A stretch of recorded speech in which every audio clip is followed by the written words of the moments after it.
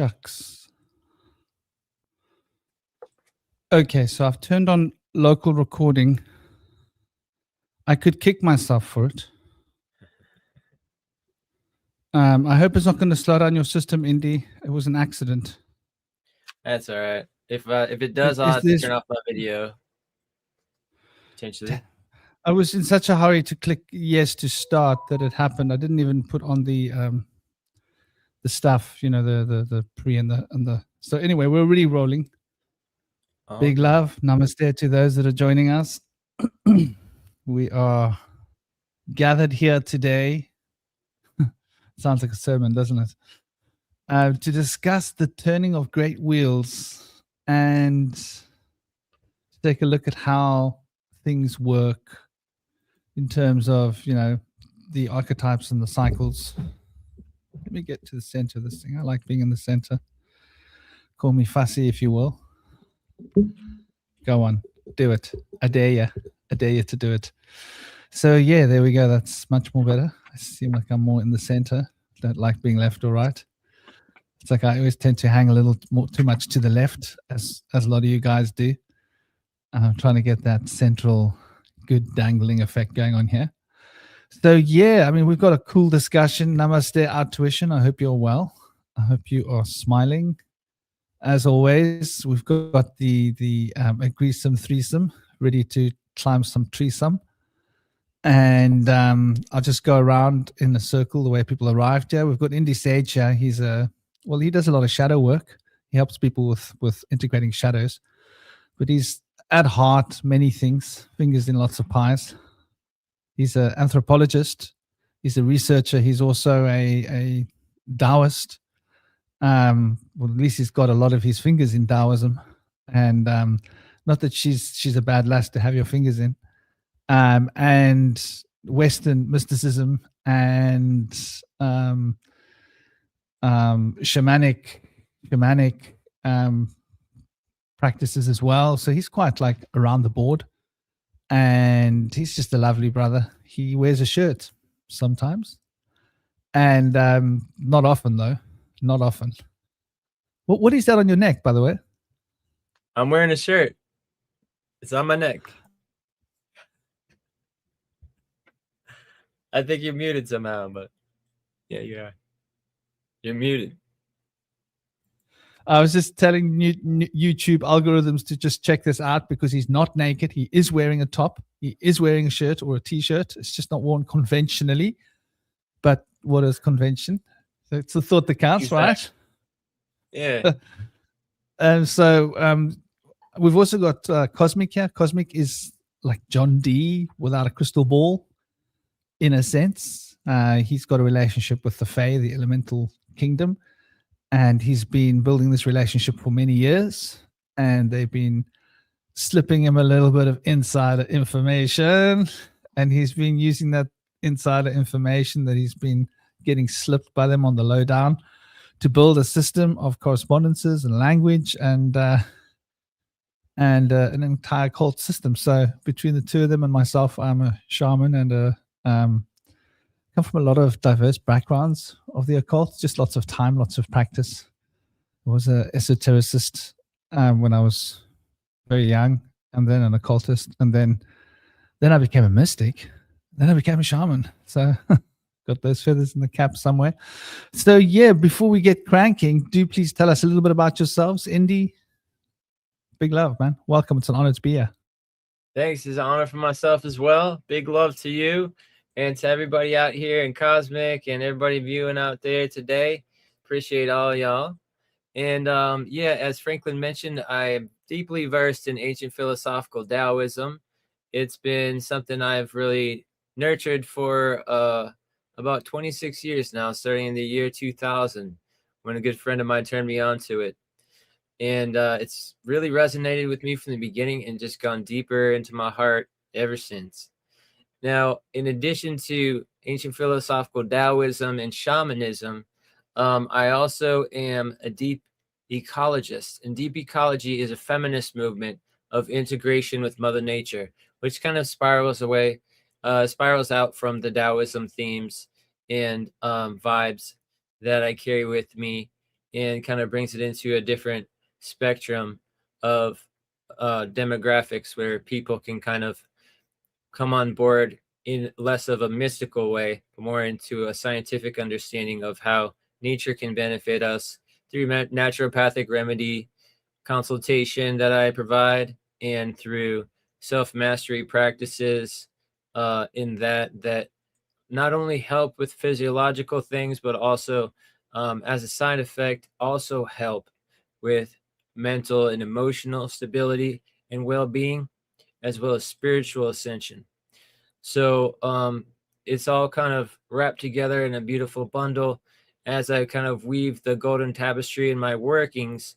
Some of the things that I've been working on recently is going back to my life work of developing an integration towards the language of the birds, where I'm trying to create a codex of languages that will be able to establish a way for us to integrate our alphabetical systems in different Eastern characters like kanji and pictographic and hieroglyphic systems of language that can all be kind of restored back to their common roots. And it will also provide a way for people to look at the Codex of Languages and see the comparative notes on what's the first letter of each alphabet or system, and are there any connections between various cultures and such. So it's been a beautiful undertaking, part of which is being done for a process that I'm doing to create a language that will possibly be used in fictional writings that I'm doing. Kind of like we had J.R. Tolkien and Gene Roddenberry create their own languages in The Lord of the Rings and Star Trek and other various science fiction writings and media, that I'm trying to work towards a similar endeavor myself.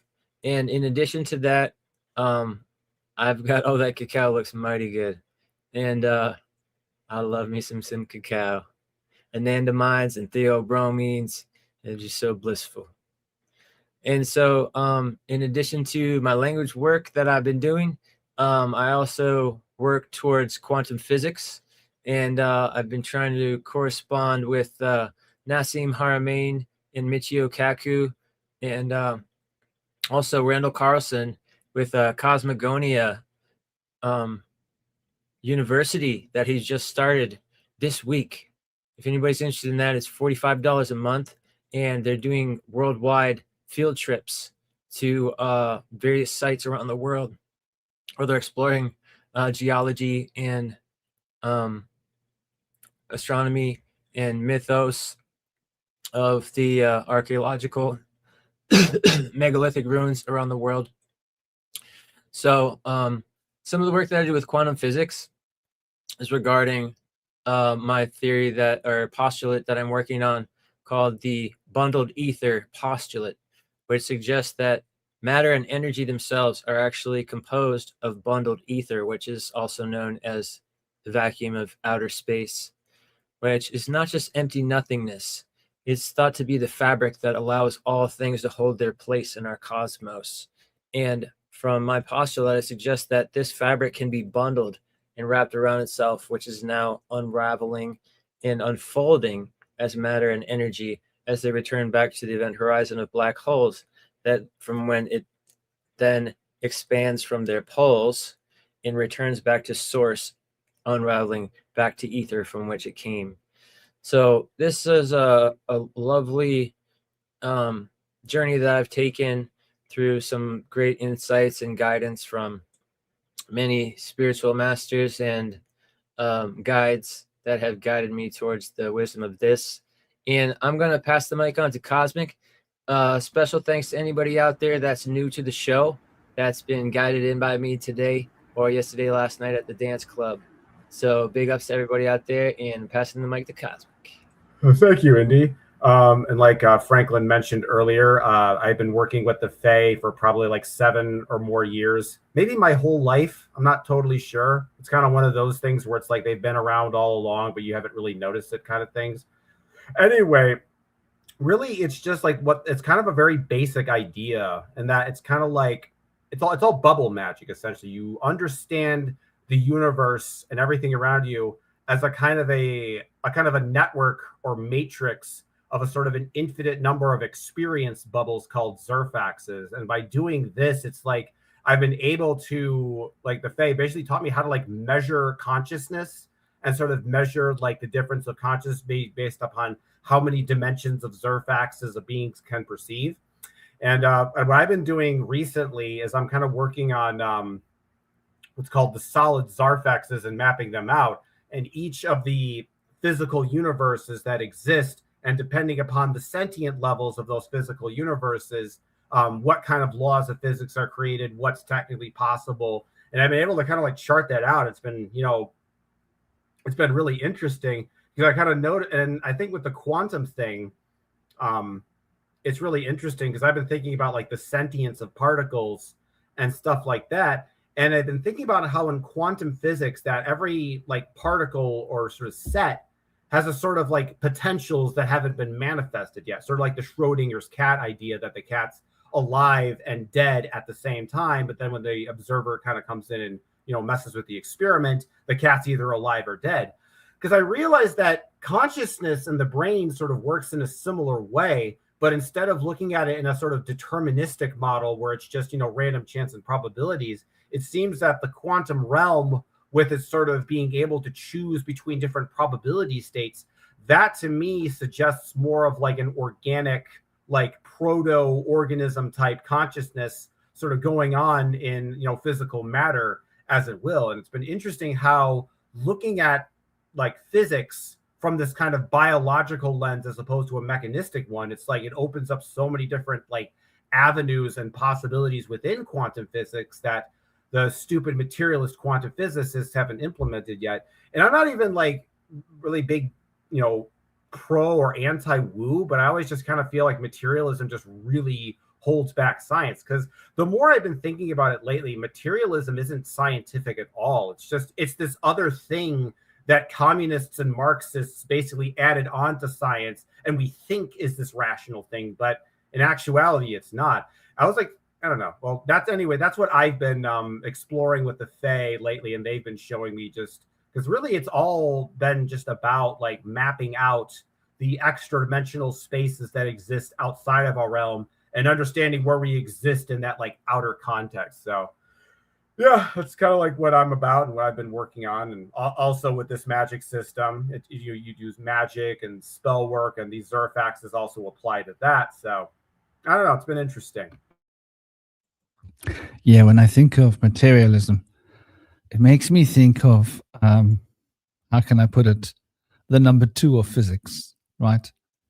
Because it's like a constipated way of thinking. And it leads to rather solid chunks of thought that can block up the proverbial pipes, as it were. I got a 9-year-old, he does it all the time. Well, he used to, until I trained him to drink more water. Drink more water if you're suffering from constipation. And what is water? Like energetically, right? So water is like reprogramming potential. Water is new energy, new information. Drinking more water is bringing in more new information to unclog the pipes to prevent constipation. Constipation of thought and constipation of, the movements. The movements. Dun, dun, dun, dun. Beethoven's movement number 2. The symphony that just keeps going, So I think you're bang on the ball money there, Cosmic, balls to the wall, as I've heard it said before. And I want to say welcome to everybody.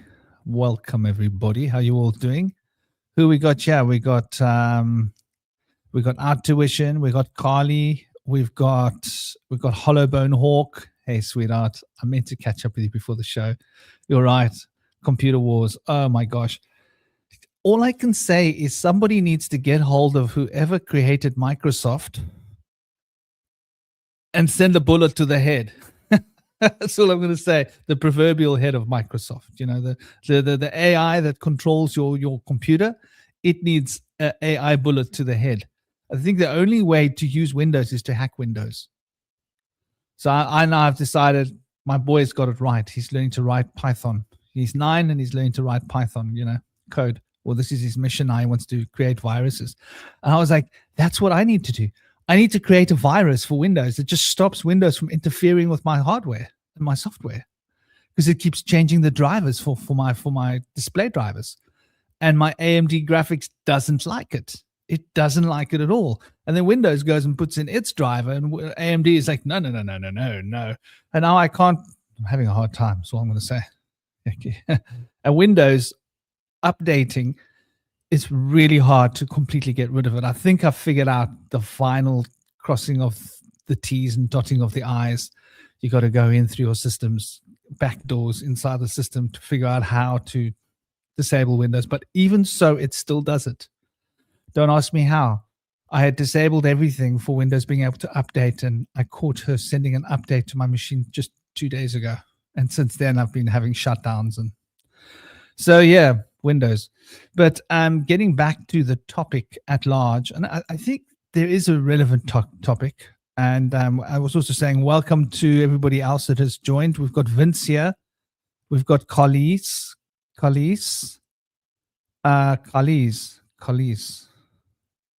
Yes, we got Carly. We've also got who else is there? Let me make this a bit larger. Cody. Hello, Cody. How are you doing? I hope you are well. Hope you've been coding happily. Who else is there? I think that's all. Everybody that's been in the chat for now. Welcome to everybody else that's watching. So, esoteric understandings of the great wheel and its cycles. So how did I get inspired with this thought? I didn't know what the topic was going to be yesterday. And last night I was thinking I should really find what is the universe asking us to talk about? And I was like, I know, I'll sleep on it. So I slept on it. And I woke up today, and in my state of waking up, I had these downloads forming. Other people call them dreams. I don't normally dream conventionally. I just get downloads when I'm waking up, just like my brain's just pooling information from somewhere. And it was all about how the number 18 fits into the number 36 twice, fits into the number 72 4 times, and fits into the number 108 6 times. And I was like, yeah, that is a good piece of information. Today's number is, what is the date today? Okay, so last night I was thinking we were going to talk about potassium, right? Which we will be talking about potassium. You see, it's the 18th today. 18 is the mystic number of 19 manifesting. 19 manifesting is potassium. Potassium's number is 19, but potassium, which is the sun, but potassium's mystic number is 18. Now, 18 is two revolutions of the enneagram. We'll get down to that. And when you get to 18, you have gone from 1 to 9 to 10 to 90, and you are then going to 100. So that's quite interesting. You're moving from 90 to 100. And I thought that was quite relevant, because that is the point where you are moving from 99 to 100. And that 99 is related to 9 plus 9, which is 18. So these numbers were rummaging through my head, and that made me think we have to talk about this wheel. The 72 quinets of the astrological wheel, as they relate to the yugas and the 108 elements within a cycle, as they relate to the 72 quinets and the 72 5-degree angulation points in the astrological wheel, which each has an angel ruling over it. And I thought, this is interesting. So today, that number 18 is also interesting, because the 18 plus the 7, right, The 18 plus the 7 of July makes for 25. And the 25 plus the 26, which is 20 plus 26, which is 46, right? If you can follow this. So the 46 plus 25 makes for 71. And 71 is the mystic number of 72. And 71 is bringing us back to Saturn, bringing us back to the Saturn sigil. So all of these ideas were just like tucked into my brain like an unfolding crystal of possibility this morning. And I thought, oh, wow, that's got to be the topic. As abstract as that sounds. So how does that relate to the understanding of the great wheel and its cycles? I think it's like really important that we look at these great cycles, because obviously we're going to be talking about the solstice points in the wheel, right? We're also going to be talking about the seasons, and we're also going to be talking about the 4 elements, how these 4 elements pack into the 4 seasons. And when we start looking at that, we're going to be looking at the 4 different aspects of creation, the 4 worlds, if you will, the 3 more subtle worlds, and the 4th more physically realized world that we think we're in, due to what Cosmic was talking about earlier. You know, this disease of materialism. They've got us thinking that we're living in one world. Well, we're living in 3 different worlds. And those 3 worlds coalesce, and the coalescing effects becomes this physical reality that we're living in.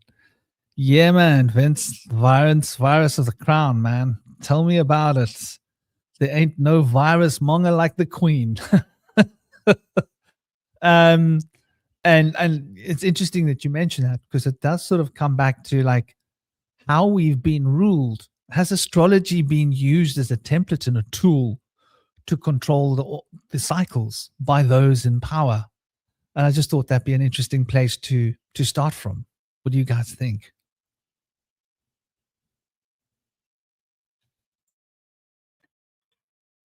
Yeah, I love that. That sounds great.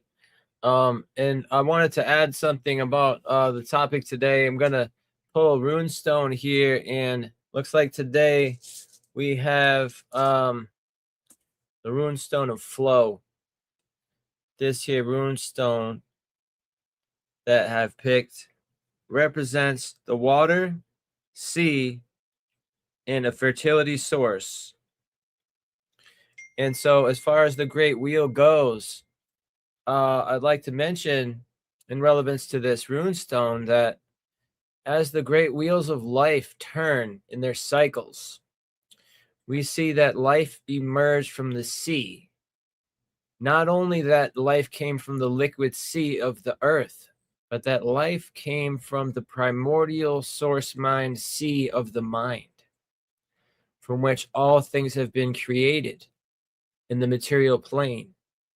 And as a reflection of that on the surface of our world, the liquid sea of the oceans from which life sprang on this planet, arguably, life came from that place, and then the blue-green algae was thought to have created the ozone layer for our atmosphere to enable life to come out of the sea. And it is thought that before plants even had developed to become trees, the sharks and the cephalopods, which are octopuses and squids and nautiluses and such, cuttlefish, in their primitive stages, had already begun in the sea before life had begun to emerge onto the surface world. And as life climbed out of the sea, the isopods being some of the first creatures in the animal kingdom to come out of the sea onto the land, particularly the centipedes, that life came not only onto land, but some of that life forms that came from the sea onto land then returned back to the sea. Particularly the ones that I mentioned and I'm referring to are the aquatic mammals.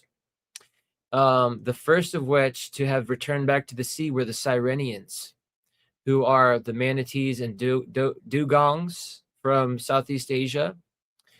Also, there were the stellar sea cows, which are now extinct. They were hunted into extinction, unfortunately, but they were a larger version of the manatee that actually would go out further into the deep sea. And after the Sirenians and that was 50 million years ago, the cetaceans, which are notably the whales, dolphins, and porpoises, came back into the sea from the land 40 million years ago. And they have recently found the ancestor of the cetaceans on land. And what its appearance was when they thought they had found an ancient horse fossil, but it turned out that Parakeetus, the ancestor of the cetaceans, actually had individual hoofs on each one of its toes, having 5 phalanges or toes on each foot, being a creature that walked on all fours. And instead of having 2 hooves on the bottom of its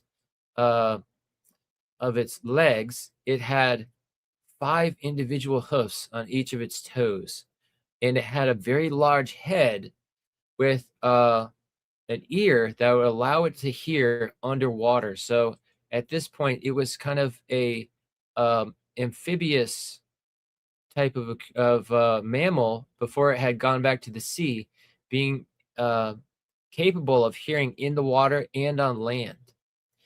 And so after the cetaceans, the next ones to return back to the sea among the aquatic mammals were the pinnipeds, who their relative on land is the bear. And the bear and the pinnipeds, who are the seals and walruses and sea lions and sea leopards and such, their transitionary fossil that has been found is called the pugila. The pugila was like a kind of amphibious badger-like creature that ties back to the ancestry of the bear on land and then returned back to the sea, developing into the pinnipeds that we see today that sleep on the beaches at night and swim in the sea at day. Because unlike the cetaceans, who can actually sleep with half of their brain at a time, the pinnipeds have not yet developed that capability because they've only been back in the sea for half as long as the cetaceans, 20 million years. So interestingly, I have been working with the works of Alistair Hardy, who was passed down to his wife, Elaine Morgan, a work that's also shared by Desmond Morris with the naked ape theory. But Elaine Morgan's theory has been labeled and noted as being the aquatic ape theory, which some of you have possibly come across and heard of. But basically, it's thought that our ancestors of the hominids actually returned back to the sea at some point in our ancestry, as far back as 4 million years ago. So that's only a 10th as long as the cetaceans and only a 5th as long as the pinnipeds. And basically, it's thought that we are now missing a coat of fur and have a more pronounced cranium and larger brain because our ancestors went back to feed on seafood, which fish is said to be brain food, rich in omega-3s, from which the brain is built upon. And there's a lot of other features that actually tie us to the aquatic mammals as well that humans have all of the features of, particularly adipose tissue or subcutaneous fat, or also known as blubber, which we are the only terrestrial mammal to have blubber besides I think we're probably the only one as far as I know. And we also have an arrangement in our trachea and esophagus where we can choke on our food. And the passageways to our breathing and the passageways to our stomach are actually mixed, which allows us to then, as in aquatic habitation, be able to learn how to breathe through our ears initially, or be able to clear out pressure from like changes in altitudes by so-called popping your ears.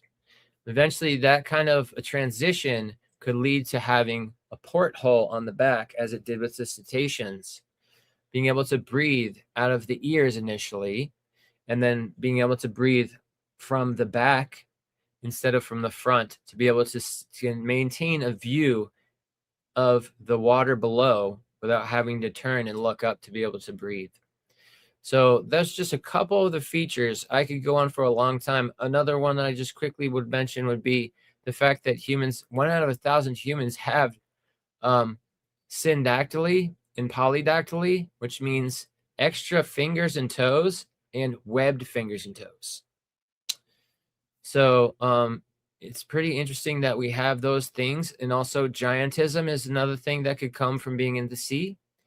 So these features that we have are thought to have been tied to our ancestry having returned to the ocean as part of the great cycles of life in the great wheel. That not only did we come from the ocean initially, then return back to the sea, but we may be the first to have come back out of the sea a second time. And it was most likely our ancestors that did this, who may very well be a breakaway civilization of transdimensional beings, with various ancestral races, up to 42 to potentially 72 different ancestral races that are known to some as the Fae, the various races of angels and gods and demigods, or some refer to them potentially as the star seeds, or races of what some could call aliens. But I like to refer to them as the sky people or transdimensional beings, because there's a good chance that as they developed and became extremely developed with cognitive capabilities and mental acuity and memory and extrasensory perception and telepathic capabilities and the various clairs, their brain was thought to have become elongated in the elongated skull and housed their much larger brain that allowed them to create high technology that's integrated with Mother Nature, which is markedly different than the technology humanity has been trying to create through mechanized industrialization ever since the Industrial Revolution began about 200 years ago, as we're trying to kind of catch up to the inspiration that we've had from being influenced by the angels and the gods, or the Fae, or our ancestral races, or what have you. So basically, there's a very interesting interplay that goes on there, but it's thought that we were created as a hybrid species. And this is in the mythos of Mesopotamia in their creation story, that we were actually created as from the gods and the goddesses as one side of the story, along with the wild terrestrial hominids that had a very limited cranial capacity, where their actual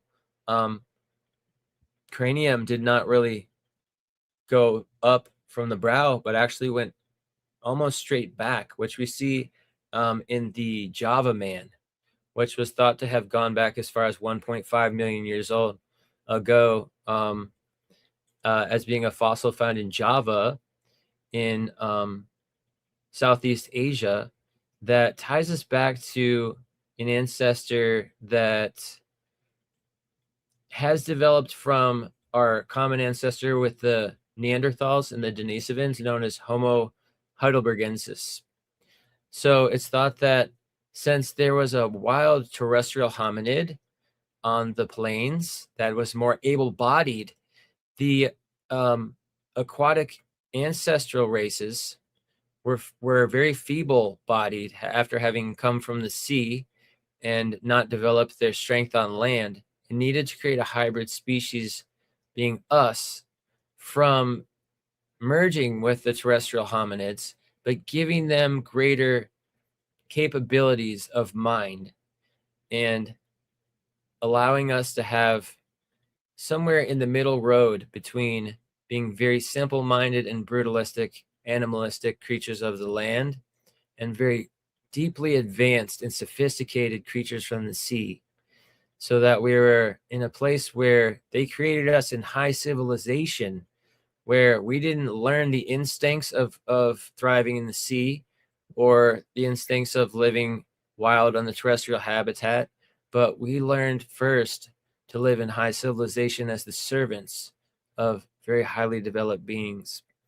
And so when we were exiled, and as is told in the story of Babylon, where language confusion was seeded to our human race, and the various 72 tribes of mankind were exiled out from Mesopotamia and sent out to live in the badlands of the wilderness for their first time in their existence, that we were not well prepared to be able to have capabilities of coping mechanisms and means of sustenance to live out in the wilderness at that point.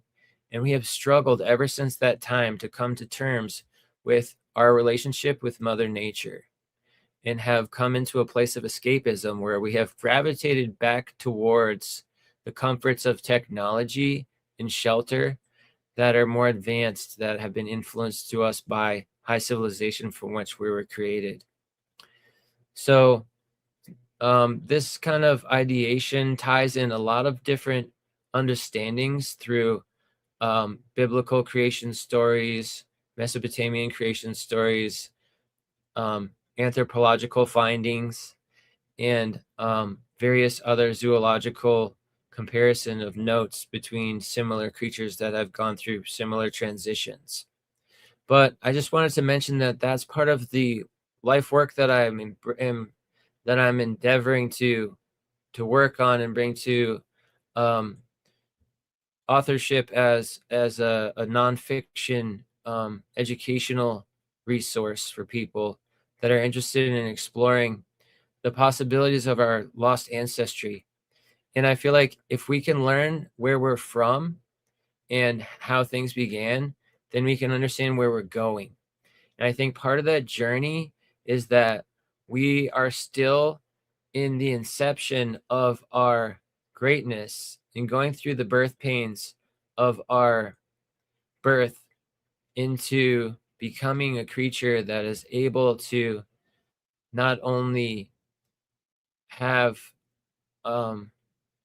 very strong mind and body and spirit, but also has the capabilities to be able to use our deeper connection and understanding with the spiritual connection that we have in our mind and heart to be able to manifest deep mystical connections with primordial source mind, to be able to potentially allow us to harbor some influences on the world around us, in our own planet and throughout the entire cosmos, by integrating the deeper, higher consciousness aspect that's accessible to us all, by going into the heart space through self-mastery and transmutation of the darkness of inner turmoil into the light of self-love and self-forgiveness that we can then use to bring us all together in this journey where we're starting to make progress towards coming to terms with our integration with our creator of Mother Nature, and bringing forth with that our deeper connection that we have compared to a lot of other animals with our connection to the Heavenly Father as well. So I feel like Source Mind, Heavenly Father, and source root of matter, Mother Earth, are part of our part and parcel that bring us to a place where we can guide our whole world into a place of heavenly union amongst not only our species, but our integration with the Mother Nature and our ability to be pastoral and look over and take care of, bring harmony and balance to the natural world around us as we move away from our fallen ways of mere survival through a struggle and come into a way where we're actually coming into thrival through integration, first with our inner selves, then with one another, and then back to Mother Nature as well. So our wheels of cycling that we're going through are bringing us into a beautiful time right now where we're coming away from the fallen patriarchal age's collapse, and we're returning back to building the foundation of a sustainable world and society that's built on the rebirth of the sacred golden matriarchal age that was there before the supposed beginning of time, when the fallen patriarchy changed our history from the initial her story that was lost and covered up and hidden away. But that her story of the great matriarchal age of the golden time of humanity was thought to have extended for hundreds of thousands of years since our inception. But only within the last 8 to 10,000 years have we been able to become in the state that we're at now, where we have become eventually fallen in the fallen patriarchal society that we live in now, that was prophesied by Kabbalah, the Hopis, Hermes, and many other cultures as well. So I don't want to go on too long about this. I probably already have a little bit, but thank you for letting me go into this spiel and just expressing this to the audience. Maybe we can get a little feedback if anybody's interested in getting some clarifications. Big love, brother. Namaste. We've also got Mooney in the house. We've also got Chaya. If I've missed you, I'm sorry. I actually thought I'd accidentally deleted Chaya's message just then because it was gone. Just trying to see like what's Chaya. I remember there's 2 letters there. Is it the 2 H's or 2 Y's? I remember there was 2 letters somewhere. Obviously, she had to put in a second letter to get the 2 H's. Yeah. And Mooney, welcome to Mooney. Lovely to have everybody here. Yeah, you know, these things you say are interesting because they do sort of pertain to potentially very ancient times. You know, I think when I look at this, I think I'm like, oh, I've run out of cocoa. I think when I consider these cosmic ages, to me it makes the most sense that the earth wasn't here, right? The earth was elsewhere.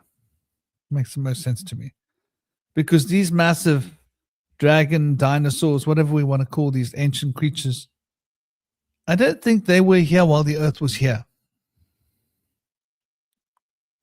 It just doesn't make sense to me, right? Yeah, that makes a lot of sense. Makes much more likely that we were somewhere else. And we do know that there are moving planets migrating from the Sagittarius cluster, right? Through the Milky Way. The Milky Way is like a highway. There's a reason why we call it the Milky Way, because it's the way, right? It's the way that things travel. What is it? Is it Scorpio that's swallowing up Sagittarius? I forget. There's one galaxy, there's one system swallowing up another system. And the system that's swallowing up another system, it's not galaxies, it's systems. Let me get this right. Produces a draft that can cause planets to come here. That's like a really interesting concept.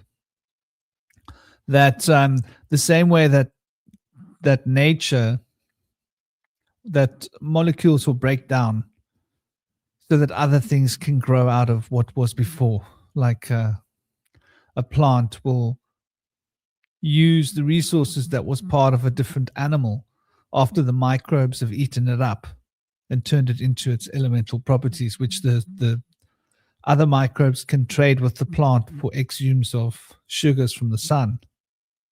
And that plant can take those minerals and add it into its carbon base that it takes out of the atmosphere to build other molecules, which is interesting. So the same elements that was in an animal's body will at another point be in a plant's body, will at some point be in a fruit's body that is eaten by a herbivore, right? That at some point gets eaten again by a carnivore to end up back in the carnivore's body. And so the cycle goes. Why should galaxies be exempt? Why should systems within our galaxy be exempt, right?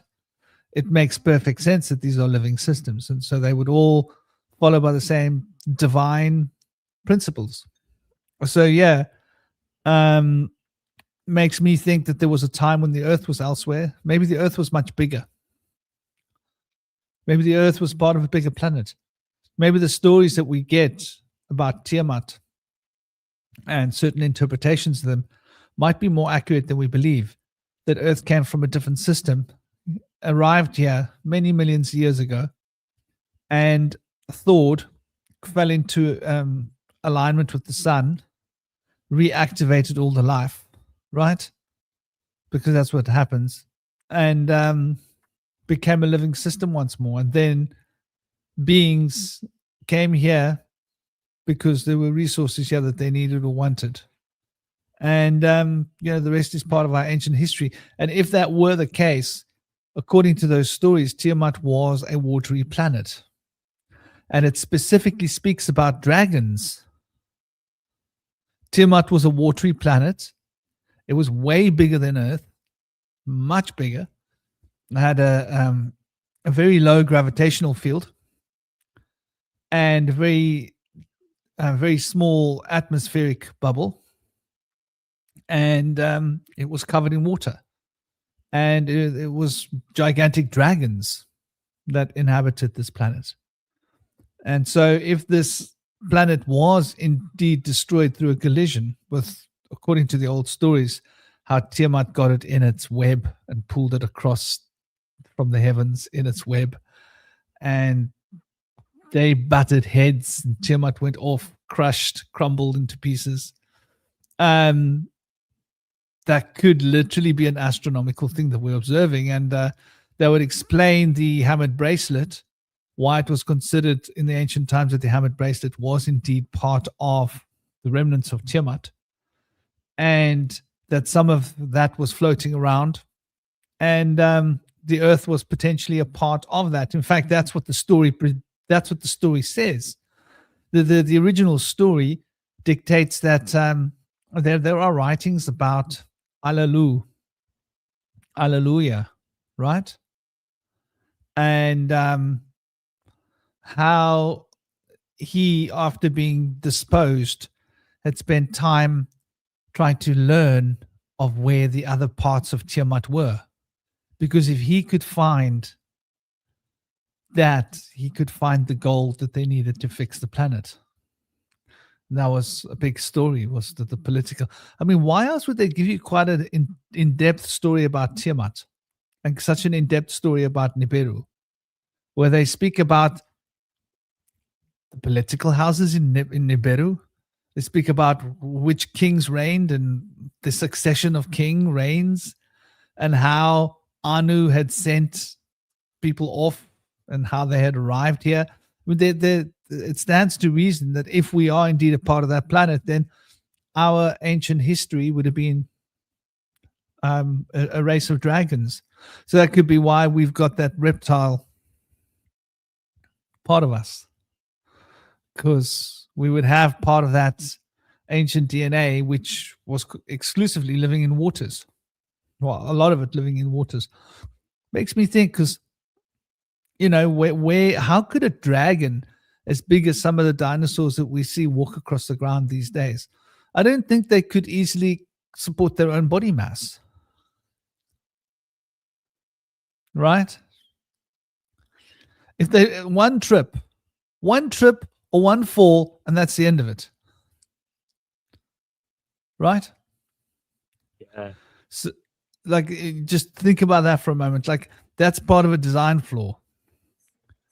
If they ever got into a fight with another animal and they fell over, that's the end of it. You know?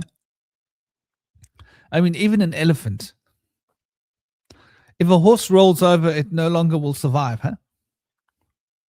Horses commit sewage pipes by rolling over because of the big size of the horse. Elephants, if an elephant rolls over, I think they've got to be careful. Now, elephants are tiny compared to the creatures we're talking about. So if they lay down on the floor to sleep and they lay wrong, they might not survive. Like, just think about it. It's a crazy thought.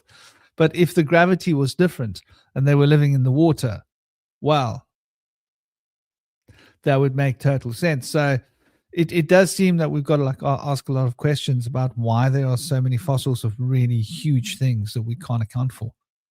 But these cycles, I think there's validity to a story you're telling about us having an aquatic history, because it does seem to make sense, doesn't it? You know, we do have those little web digits, and we do have a lot of stories in the past of floods, which is ironic that the biggest traumas we've had have been with water.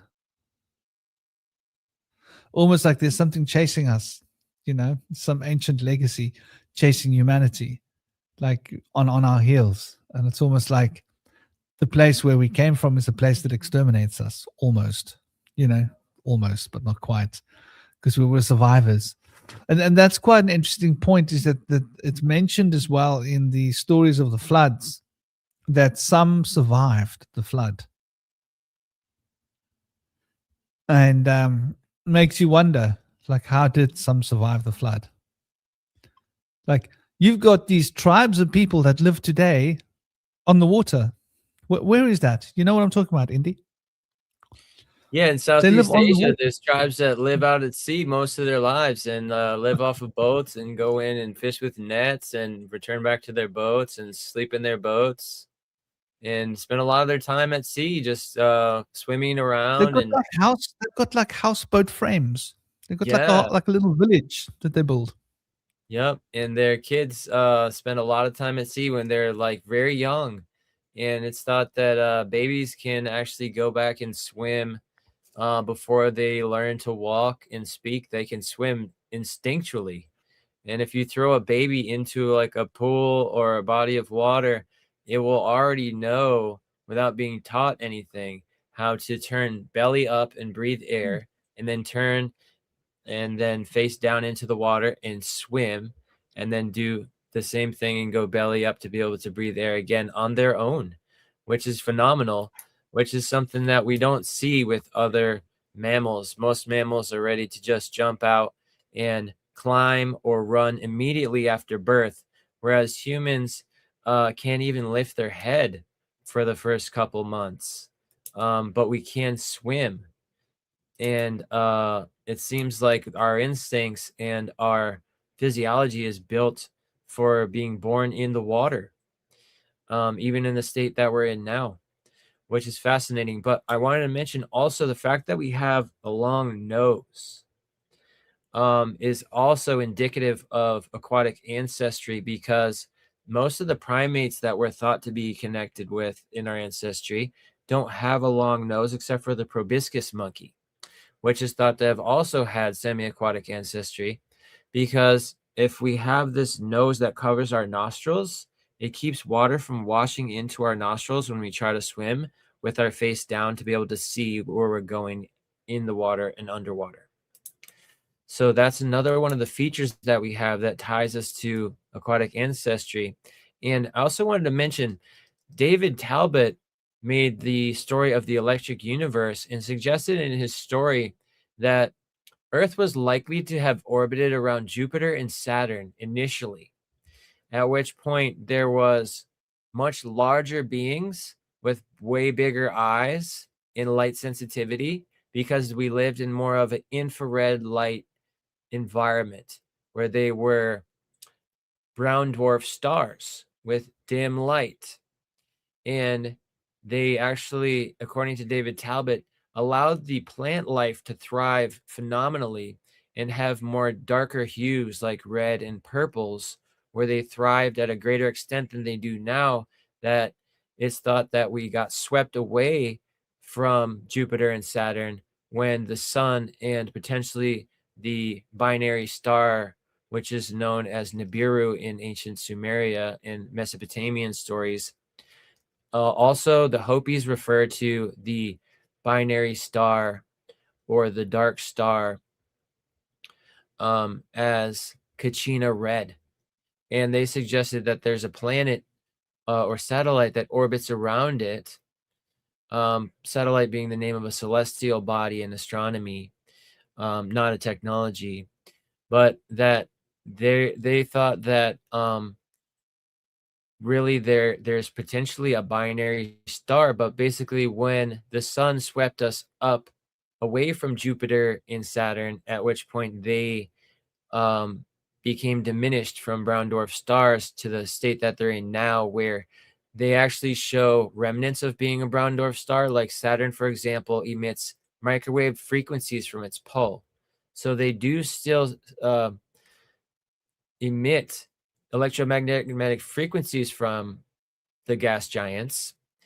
And there's a good sign that they were stars because of their composition. They have a lot of hydrogen and helium.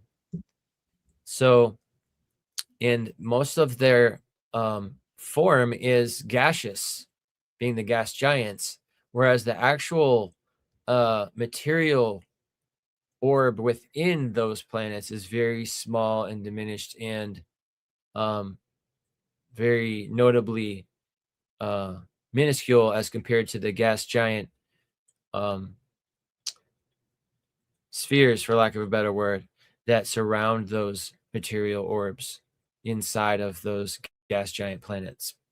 So basically, it's thought that this allowed during those times in a different phase that we were in, much greater animals to live on the surface with a different pressure system, which was much lower than the pressure system that we have now, and that the UV radiation was significantly reduced. So it was more of a harmonic time for the surface life on the world and the ocean life. And it's thought to have explained why there were able to be giant, like car-sized dragonflies and arthropods that were able to fly in the skies at such large sizes without imploding and their exoskeletons being crushed like the pressure system that we have now. It's thought that maybe what happened was, according to the story of Tiamat becoming crushed, and that its upper waters came and crashed into us, that potentially along with the upper waters and the outgassing that they may have released from the tectonic activity that they conjured up through the cataclysm, that they brought more water and created a greater atmosphere on our world, which created more pressure. And it's thought that before that we had a smaller atmosphere with less pressure, which allowed things to become bigger. And there's a lot of information that really ties in with this idea from David Talbot with the Electric Universe that suggests that, like Franklin said, there was a time where things were very different than the world we're familiar now with. And basically, this whole transition is part of the great wheel and its cycles of life here, as things come into different phases and become broken down and then rebuilt into new phases. Something we see on many levels. So thank you for mentioning all that, Franklin. That was lovely weave. Big love, brother. What do you think, Cosmic? I noticed you've been sitting there with your sandwich. I don't know. There's been a lot of topics that have been covered, but I guess I could share something I've been working on because I think it's kind of relevant to the conversation here. But so I just kind of want to show what I've been sort of working on. I got this little diagram here. I'll have to explain it because it's probably not going to make sense on first step. But this is something I've been studying to kind of like. I have it in the queue, if you can pull that up, this image. All right, so basically, these are essentially maps of what I call the solid Zarfexes, right? And each one of these, let me see if I'm going to zoom in on this a little bit just to make it a little more clear for you guys. Yeah, something a little more like this. So this is essentially each one of these. This is called a Zerfax. And this is the Zerfax that essentially represents physical matter. So the idea is the higher the number, the more potentialities that kind of exist and the more conscious the matter is. So I kind of calculated that we're probably in this Zerfax here because I've noticed that. So the way this basically is set up is that with each Zarfex, the self is essentially comprised of 4 Zerfax nodes of perception. And with each Zarfex kind of goes to the right, it gets more and more conscious. And notice, like, let me move this a little bit just so you can see that. Notice here, this is what's known as a primordial solid Zarfex, and very little conscious activity is sort of happening within here.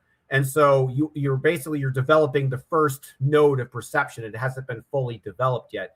And each one of these different Zerfax or numbers, it gets more and more saturated until it goes through basically up to here, which is where it gets fully complete. Now, this 25, think of it like a percentage. So it's like 25% consciousness, and then full self-awareness is like 100. So then when you go over to this side, notice that this node, the Kith node, which is your 5 sense perception, that's saturated. And in this Zarfex, the Zith node is starting to develop, which is like your imagination, astral plane, alternate dimensions, etc. Now, the reason I brought this up and I thought it was relevant was because you guys are talking about different worlds and different like giants and dragons and different stuff like that. I've realized that when the Zerfax count gets higher, certain types of organisms that can like fly, teleport, telekinesis have a higher probability, are easier to implement at these sort of higher levels. So if I go over to here, these are like sort of the higher level solid Zarfexes here. And at this point, in this Zarfex, basically your thoughts you can think something and it essentially becomes real. And then at this level, the Zerfax is so saturated with consciousness, it's barely physical at all. And then once you go beyond this threshold, you get to the fluid Zarfexes. So I guess the point I make here is that if you think about, this is how it made sense. So if you think about like people who are skeptical, and they would basically be in this range. So like atheists, materialists, because basically that, the Zith node is barely, manifested here. They're like, oh, well, there's barely any evidence of consciousness and psychic phenomenon, et cetera, et cetera. Whereas over here, you have the Zith node is almost fully saturated. So something like psychokinesis, levitation are possible within this. Now, these numbers here represent the ratio of consciousness in the physical realm. But if you zoom out a little bit, you notice that there's also these numbers in this purple section. These numbers represent the sentient level in the indeterminate zone in relation to the area. So for example, this part of the Zerfax, so we all exist in this physical Zerfax right here, but depending upon what you believe in the indeterminate zone, you could be basically anywhere on this map based on the type of Zerfites and stuff. So the way I see, when you guys talk about, there was a time where Earth had ocean. There was a time where, people were, apes, were aquatic apes, or there were dragons existing. It seems that like these types of universes they're talking about, well, I'm skeptical of them existing over here. It seems possible that they exist over here. So I think that it's a more plausible theory. Instead of saying that these entities come from other planets, I think of them more as coming from alternate Earths in alternate universes through kind of dimensional intersections via magic, portals, etc. Because even though our psychic potential is kind of low, it's still possible to manifest. And this number basically represents a sort of a range of frequency. So you were talking earlier, Indy, about how like sort of space is sort of like a fabric. There's like a space that leads to it. Like there's the speed of light, et cetera, et cetera.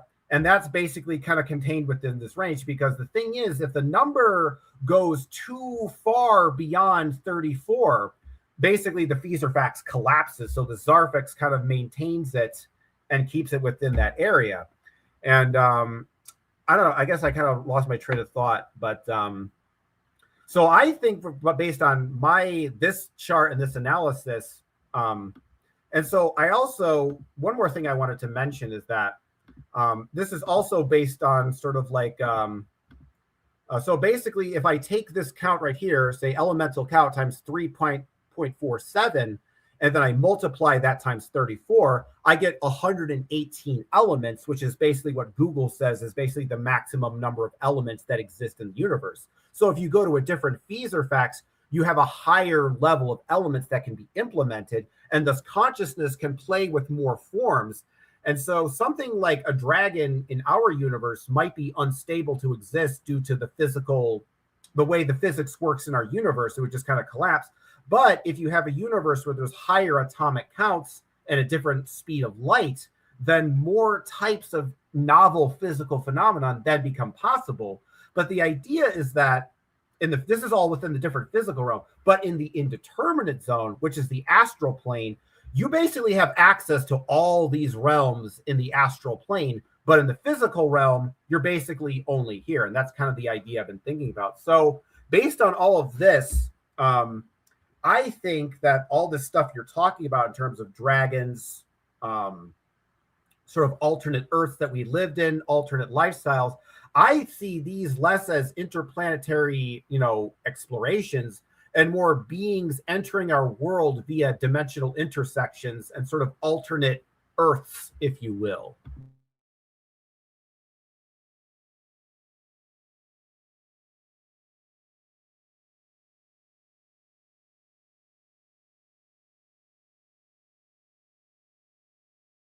And I also basically calculated this to be the speed of light. So basically 34 times 5,470 goes into 186,000 miles per hour, which is the speed of light.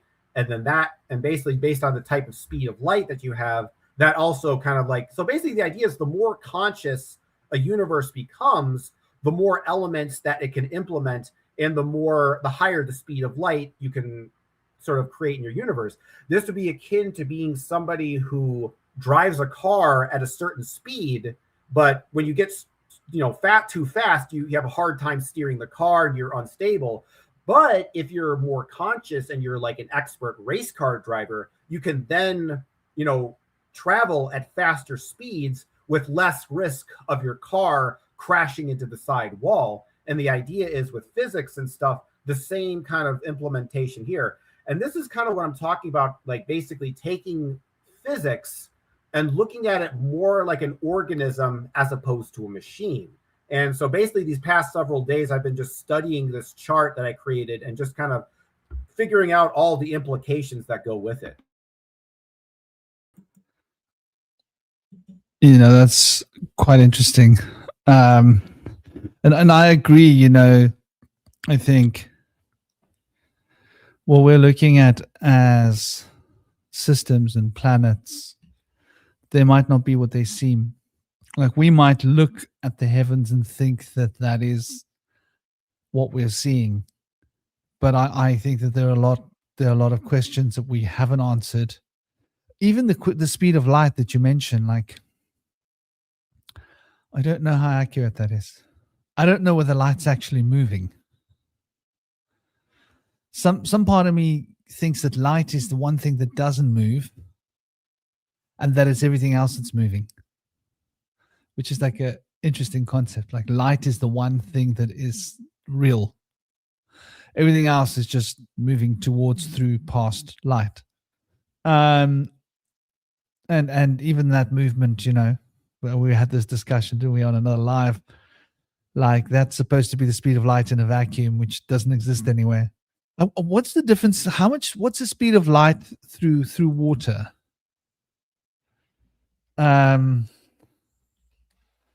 Speed of light through water. I wonder how much of a difference.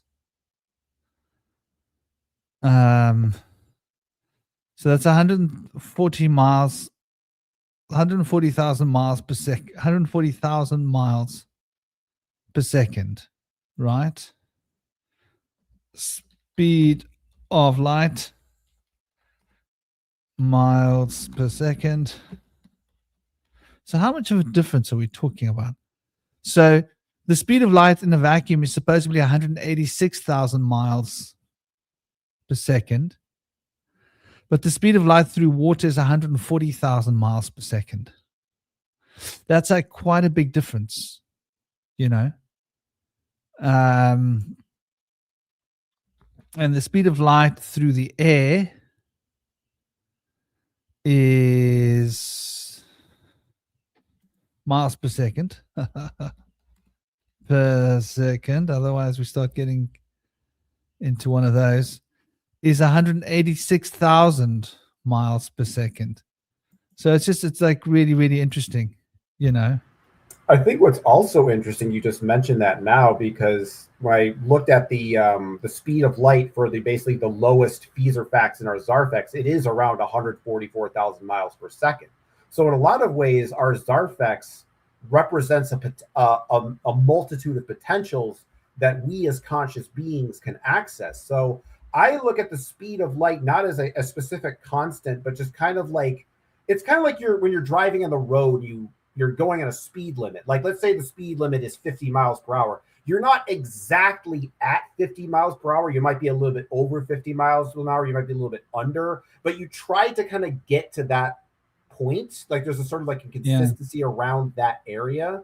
So I'd say maybe it's like, that's like the average speed of light. That's kind of like what it is at a default.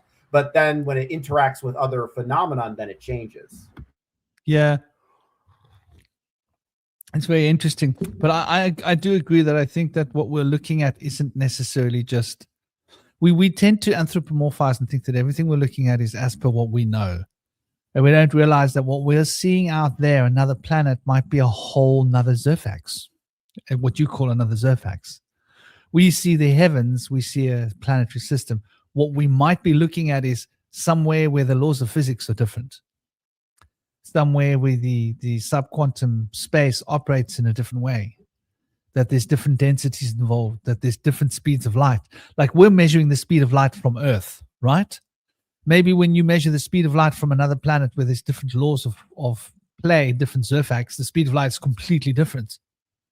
And so if you could measure the speed of light from other places, you might get completely different numbers. And so I wonder, all of these ideas like makes me think like definitely there's a lot that we don't know, that our physics just doesn't know. Like Schrodinger would be rolling around in his cat's grave if he heard what we did with his work. Even Neil Borg would finally see eye to eye in like ganging up on us. But even though they were like supposedly at odds with each other back in the day, the enemy of my enemy is my friend. Is that how it goes? But yeah, I do think that there's definitely a lot of interesting things to consider, and even when we look at our shorter cycles, what are we looking at? Like for example, the length of a day has changed in our lives, right? You guys aware of this? Have you guys looked into this? Cosmic, Indy, are you guys aware of this? What was it again? The length of our day has changed in our lifetime. Tell me more. Has it gotten longer? It's like milliseconds or something. Yeah. But it's changed. I have heard It's about changed. this. That's just in our lifetimes. And our lifetimes is like,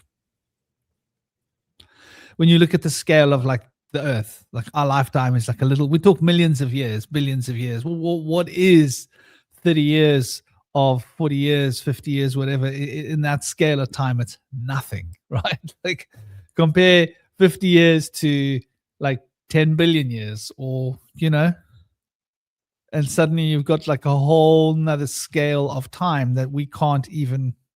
And if the length of our day has changed measurably in our lifetimes, what has it done in the last 500 years? What has it done in the last 5,000 years? What has it done in 50,000 years? What has it done in 500,000 years, or 5 million years, or 500 million, or 5 billion years? What has it done in like 50 billion years? So when we start to calculate these big, vast potentials, and those milliseconds, they start adding up. They start adding up, they start subtracting down, and they start creating a very, very different paradigm to what we think we know. And so, like, what is the rate of time, and how relevant is time when we move? And this is sort of like when Einstein's talking about, you know, the movement of space, the movement through space. This is how they thought that they disproved ether, right? They did this ridiculous exercise with two mirrors. Yeah. They had a floating mirror and another mirror, and they reckon that because there wasn't a delay or a displacement in the reflection of the light, that ether can't exist because of movement and light, right? But what they didn't consider was, it's always been considered that light is in motion, instead of that light just is the presence of energy. And, you know, like if you're on a moving train, it sometimes looks like the platform's moving, right? Well, we're on a moving train, and we're looking at light, and we're like, oh, the light, look at it, it's obviously moving. But is the light really moving, or is the train moving? I think like when we start to stretch our minds to these things, oh, by the way, big love to you guys, Tomru and everybody else. Our own sun is a satellite. It travels to in an orbital path, and its planets too. The sun itself loops and spirals and cycles too. Nothing is outside the great cycle within. Yeah, absolutely. The whole thing is in like a flux of movement. And I think like that's like really, no big spiders on your rock. Snakes are chilling with you instead. Nice. The large arachnid friends count as food for your snake friends. Do they eat the spiders, dude? I didn't know snakes ate spiders. But I mean, what? Yeah, it makes sense. They would, I suppose, if you think about it. But yeah, you know, and everybody else in the chat, namaste. If I haven't seen you, if I haven't said hello, if I haven't noticed, D Love, welcome, blessings. There you go. There's another person I missed. How you doing, D Love? So I think, like, you know, just changing gears a little bit, looking, you know, at our cosmic cycles and going more into the symbolic, you know, which is probably going to like fit pretty good with cosmic's bubble ideas. I was looking at your bubble ideas. I was making myself another cup of cocoa, and I was trying to look at your images on my phone. That's good. It's an addiction. It's an addiction. I noticed, Indy, you haven't been cranking up the old pipe, hey?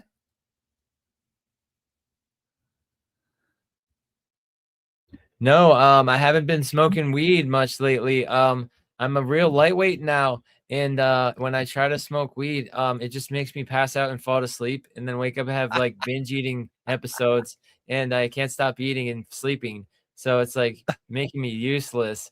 But it's really helpful before bed for me, and it helps me go into like stages where I can get back into lucid dreaming, and go back into writing articles more when I do it occasionally, and it helps create the better juices of innovation in my mind for coming up with material for my blog page.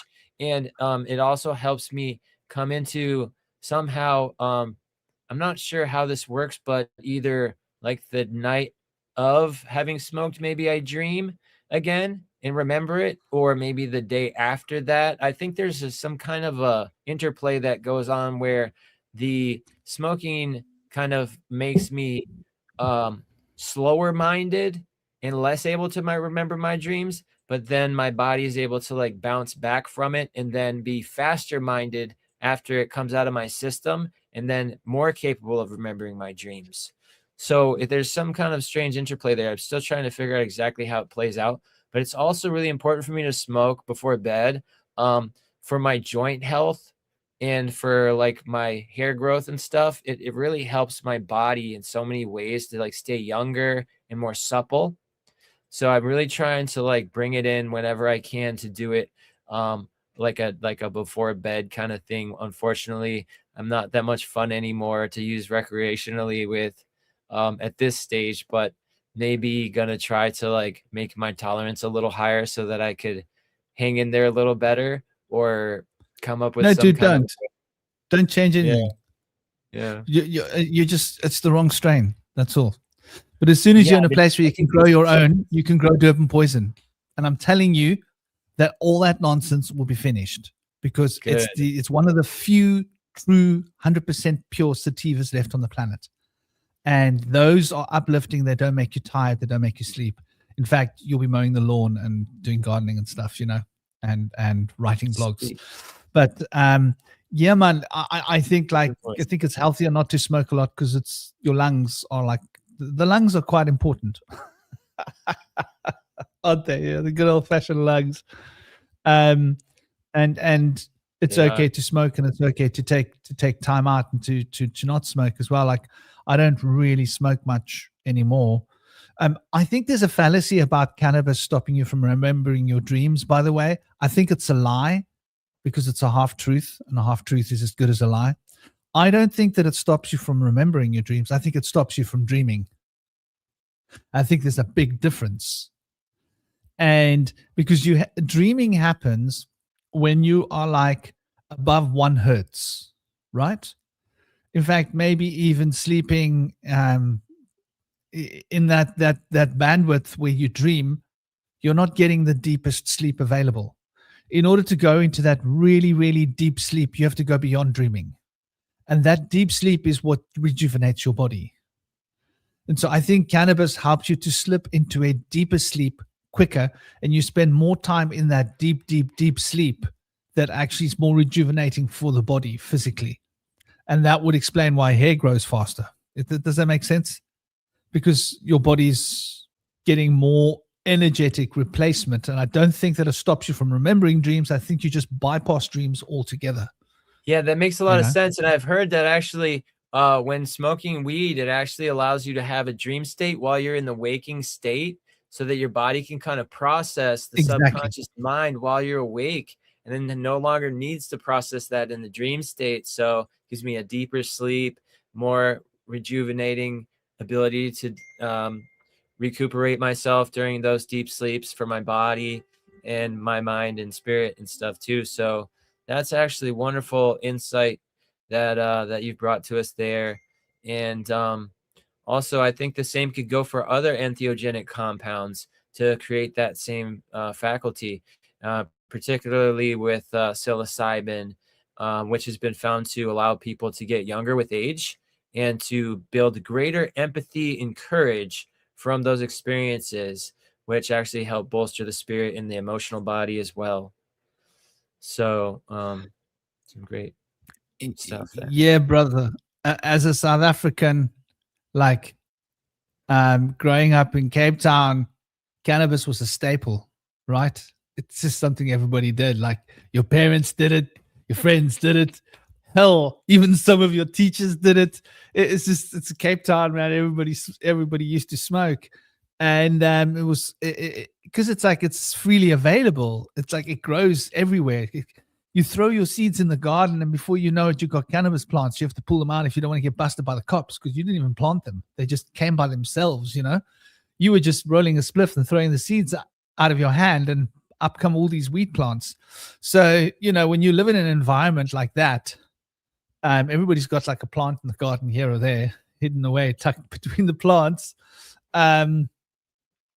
So it's something that like I smoked a lot of, and I noticed like, when I smoked, and I smoked a lot, like when we were young, when we were teenagers, bloody hell.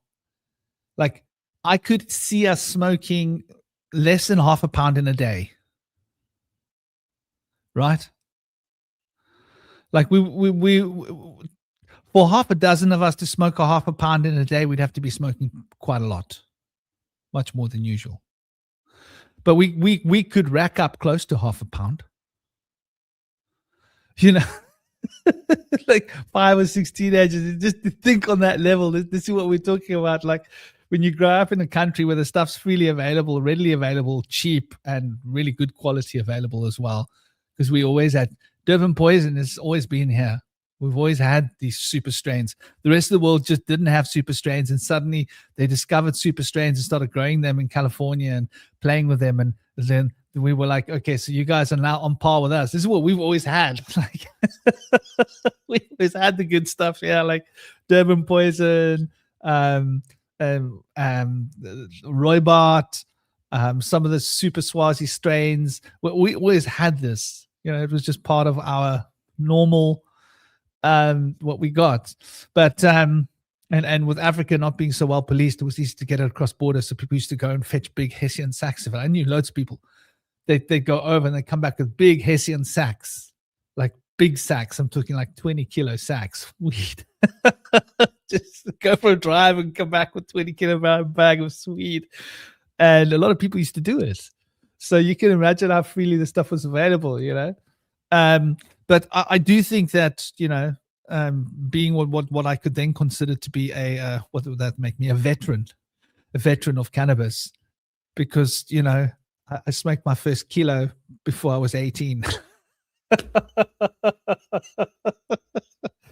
I smoked my first kilo long before I was 18, That's big time. And then the kilos racked up fast. So, but by the time I was 19 or 20, I knew exactly what a kilo looked like. I could eyeball a kilo and go, that must be about a kilo, just by looking at it. I never ever dealt it, but like, it was common to see a kilo of weed. Like, okay, that's like, it's a shopping bag full of weed. That's so a lot. I could just like eyeball, grab weed and throw it on, and that must be about a kilo, if because we used to buy it by like the pound, Yeah. So, you know what I'm saying? As teenagers, because it was cheap. It was cheap, dude. It was really cheap. It was everywhere. It was you could just get it everywhere. So yeah, I noticed this sleep story when I was really young, and I observed it and I worked with it. And I think like what you're saying makes a lot of sense about it being that we're dreaming while we're awake, because this is something when I worked with meditation extensively. And that's why it's good that you're not smoking, because I spent a lot of my adult life not smoking, right? Which is really healthy. And then when you do smoke, you decide, well, I'm going to smoke for 6 months, but I'm going to smoke like 5 pounds. You give yourself a 6-month, 5 pound limit. You smoke your 5 pounds out, and when you're done smoking your 5 pounds, you don't smoke again, just to remember what it was like, remember what you're missing, and enjoy it, and then write it off again. But I do think that when it comes to the cosmic cycles and our brains and our evolution, the fact that we've got these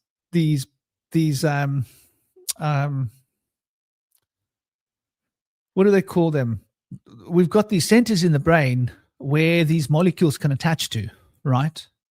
So it's like our brain was designed to use THC, right? So this is an ancient thing. I wonder if it's got to do with our ancient diet. Does that make sense?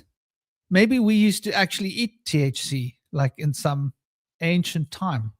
Maybe cannabis was part of our diet, because why else would we have the receptors? That's the word. Why else would we have the receptors for THC and CBD? right? And those receptors didn't just suddenly pop up from nowhere. The brain has infrastructure for this specifically.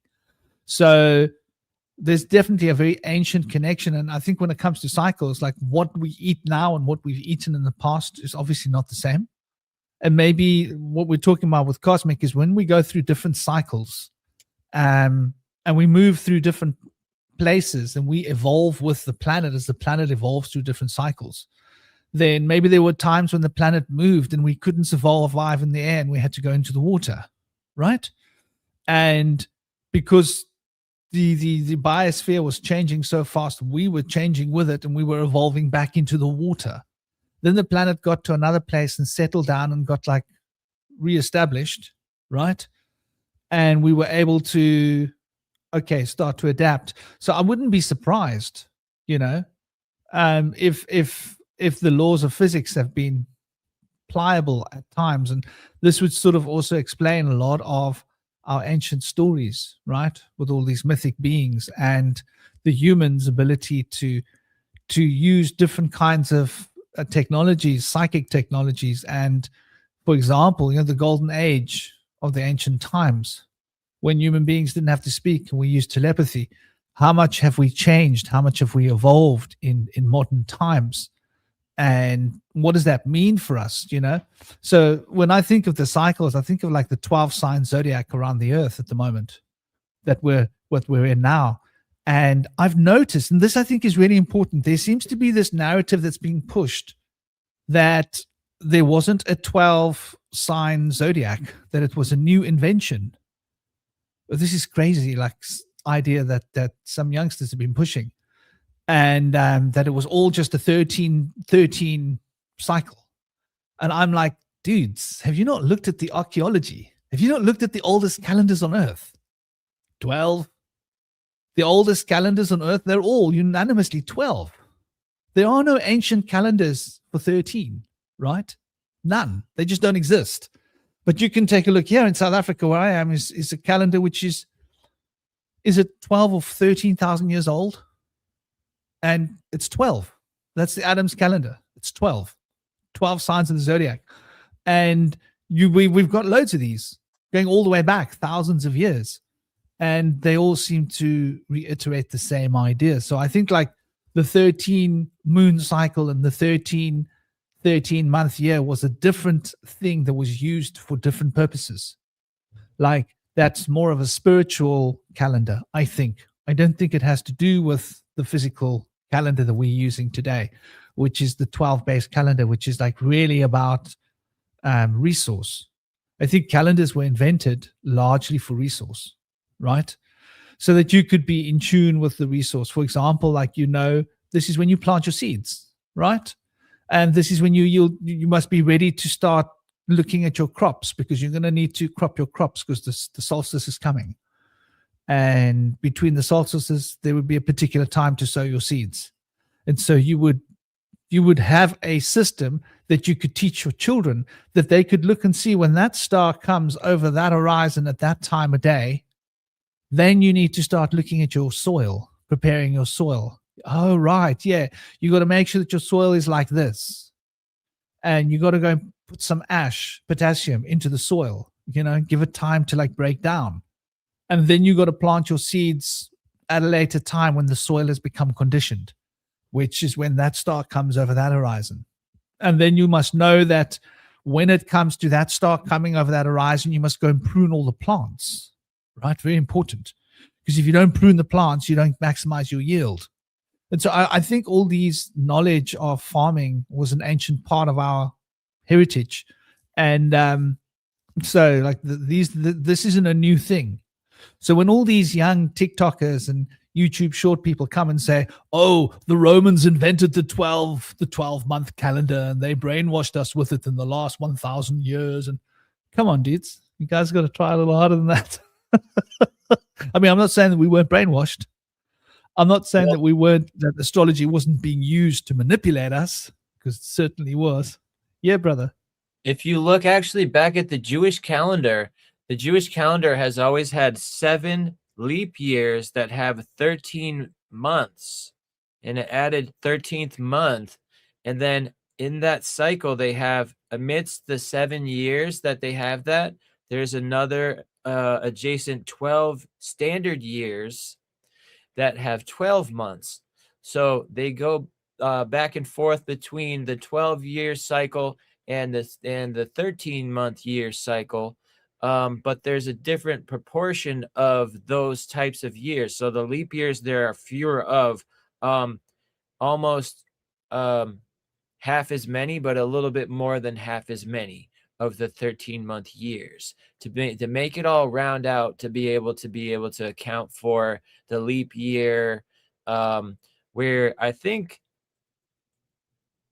it's kind of a lot different than the leap year coordination that we have in our calendar now. But basically, there's a 19-year cycle in which there are 7 of those years that do have 13 months in the year.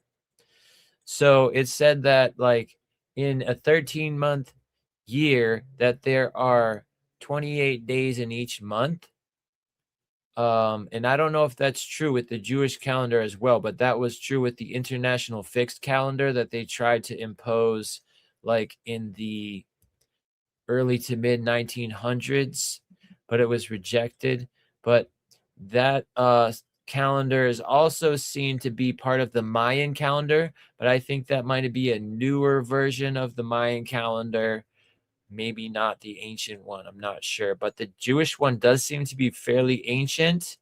But of course, it's a different coordination of the frequency of the 12 and 13-month years.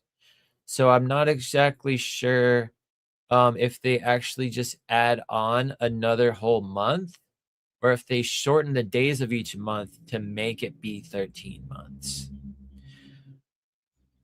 But that's something to look into with this. But I also wanted to mention that's also similarly related to this, that the moon is thought to be causing Earth's rotation to slow down over time, which directly makes our days longer.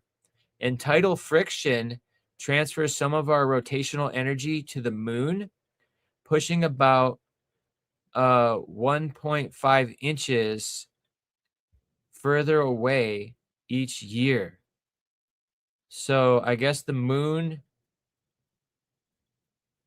or the Earth, I guess either the Earth's rotation or the moon is distancing itself by 3.8 centimeters or 1.5 inches further away each year, which adds 1 to 2 milliseconds to the length of an Earth day every century.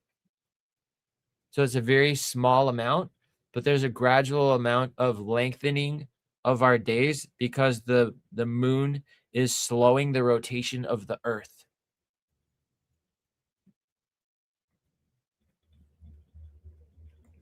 You know, that's really interesting point. And I'll show you what I'm talking about here. I mean, I'm not saying that they don't use a 13-month, but I think, you know how we use octave for music, right? Yeah. But octave has got 7 notes. But it's called octave. Why is it called octave? Well, the first note starts again. The first the note that begins right now is calculated as the beginning of the next cycle, which is added to the cycle. We call it the octave, because that's signifying that it's a perennial cycle of notes. But actually, there are only 7 notes in the octave cycle, if that makes sense, and 5 semitones. So when we look at that idea, we can see that originally there was only 4 months, right? So the pre-Babylonian, there were only 4 months of the year that were actually, the 13th month was added on as an extra month. So notice here, they repeated Adar. Does that make sense? So there's still only 12 months, but they're adding 2 of the same month on there. And so that's the Babylonian calendar that changed. So if we go back here and we look at this, then here we can see, we can literally see that these are the ancient 12 months of the calendar, right?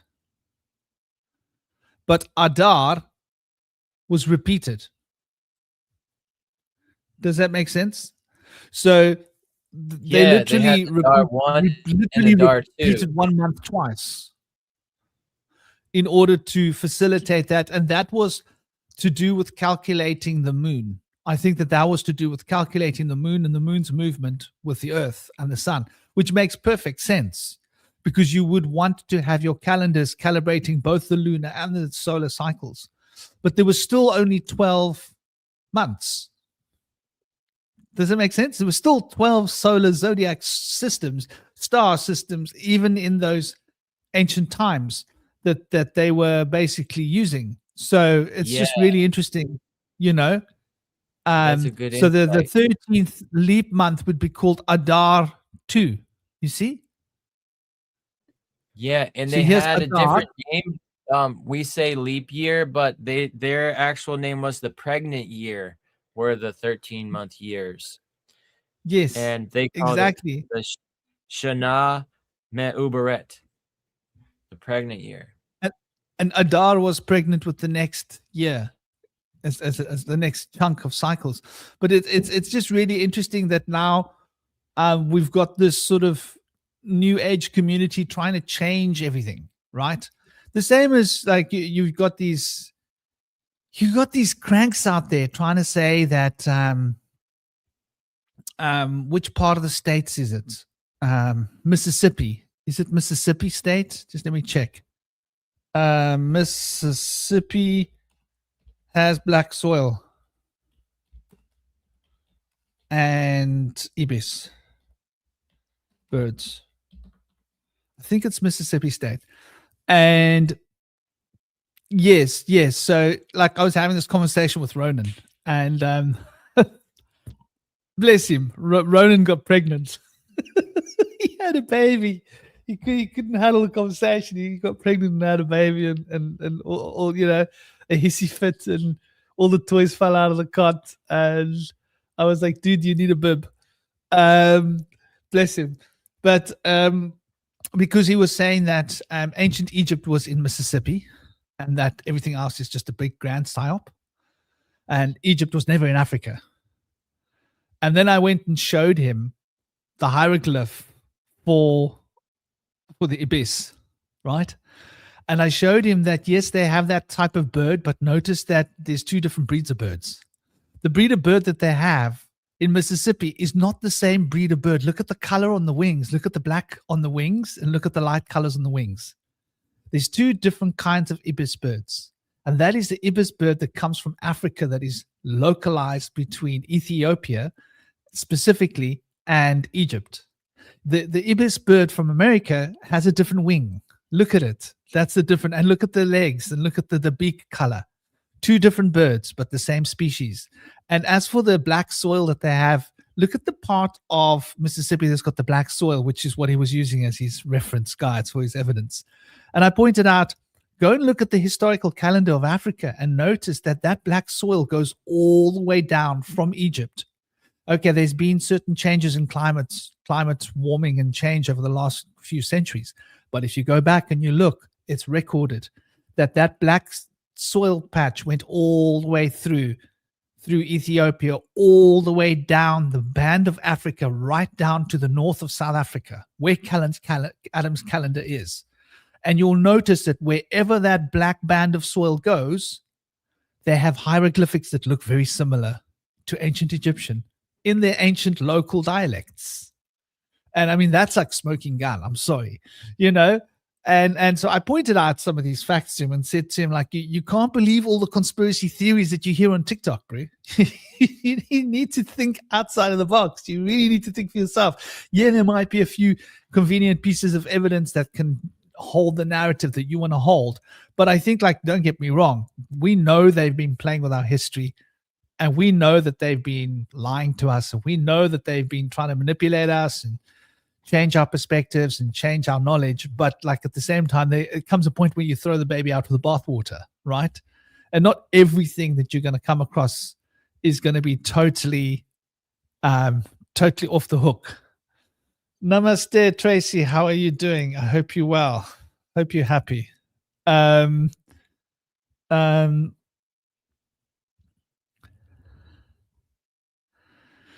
You read a while ago that it allows us 11 extra seconds to manifest before the regular time begins. And welcome, dear Howard. I hope you guys are well. So yeah, I think like there's definitely a lot that we can learn by looking into our histories, and there is a lot of changed histories, and there's a lot of hidden information. Oh, the other one is that they quickly went and built all the pyramids in Egypt. This is another one that Ronan was pushing. Oh my gosh. They quickly went and built all the pyramids in Egypt, and they're all fake, false pyramids that were quickly built in the last 90 years. Apparently Hebrew, the language Hebrew was invented in the 1900s. It never existed before the 1900s. And, there are all these conspiracy theories out there. And what they are trying to do is they're trying to undermine our history, right? Because people don't want us to look into the roots of Paleo-Hebrew. They don't want us to understand it's Phoenician. They don't want us to recognize that Phoenician is the basis of ancient Greek, right? It's the basis of all of our languages in Europe. They don't want us to look back to that, because if we look back to that Phoenician, we got to understand that comes from hieroglyphics. And that's going to cause us to start asking questions about what's the true source of the Kabbalah, right? And they've got a narrative that the Kabbalah was invented by the Jews, which is once again one of those myths. So, there's a lot of myths out there. There's a lot of stuff that's been poured into our brains, which is wrong. And so when we find the lies, our natural instinct is to say everything's lies. But what they've done is they've cleverly taken truths and hidden lies in the truth, right? So they're not serving you up a plate of dog crud. No. They're serving you up a chocolate souffle with little blims of dog crud hidden in the souffle. You find the flavor bombs while you eat the chocolate. You didn't expect them, because if they served you a plate of dog crud, you wouldn't even think about eating it. So the way they get you to eat the dog crud is by serving it in a carefully, textured chocolate ice cream sauce that you would never be able to identify the dog crud until after you've eaten it, and you go like, "Whoa, that doesn't feel right." And I think like this is a typical thing that we're all sort of being forced to acknowledge. Nicole, namaste. How are you doing? Rodney Letzman, namaste. How are you? I hope you guys are well. Hope you guys are all thriving and smiling and taking it easy, but not too easy. Just easy enough to get a little bit of squeezy. So, yeah, you wanted to say something, dear brother.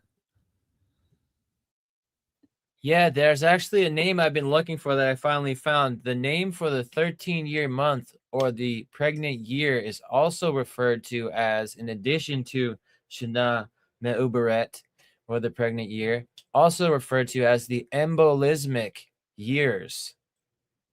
So there are 7 embolismic years in the 19-year cycle. And I think embolismic to me ties into etymology with embolism, which is like a blood clot that gets stuck in the heart or brain, I think, if I'm not mistaken. So interestingly, there's a tie-in with that being connected to the pregnant year, which is quite mysterious to me. But that word is quite fascinating to me, embolismic. For whatever reason, it's fascinating. But the interplay of the numbers is fascinating as well. Like 12 months years. That's magical right there. And 12 is a magical number to the Hebrew people. They had the 12 tribes of Israel, the 12 different zodiac signs, the 12 different months of the year that they had, and they used the same month twice to make the 13th, but they had 12 established months. And then there's like the 144 are the 144,000, which is like comes from 12 times 12. So like the 144,000 chosen ones refers to a number that comes from 12,000 members of each of the 12 tribes.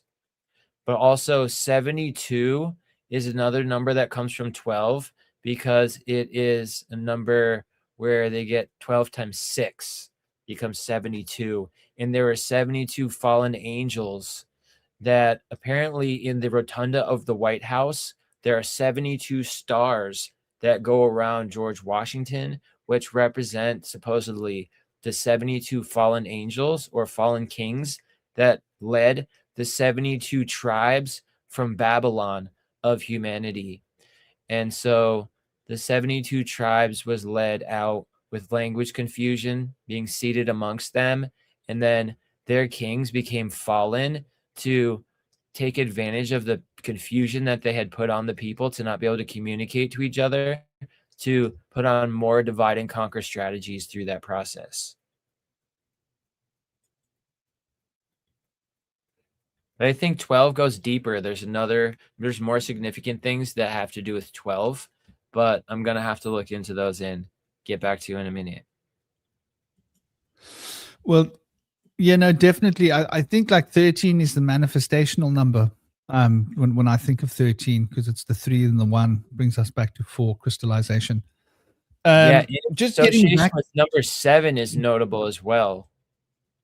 So there are 7 of the 13-month years, and 7 is like a magical number associated with luck and prosperity and serendipity. And 7 also ties in with the fact that there are 7 days in the week. There are 7 chakras. There are 7 colors in the rainbow. There are many different systems of 7 that are part of the integration as well. That's associated with 13. So 12 is kind of like a standard thing, and then it's like a double 12. But then 13 is kind of magical, associated with the sacred feminine, the 13 menstrual cycles of the year and the 28-day cycles in a solar year, and 7 being associated with the days of the week, which are each one of them associated with a various god represented by one of the planets or celestial bodies.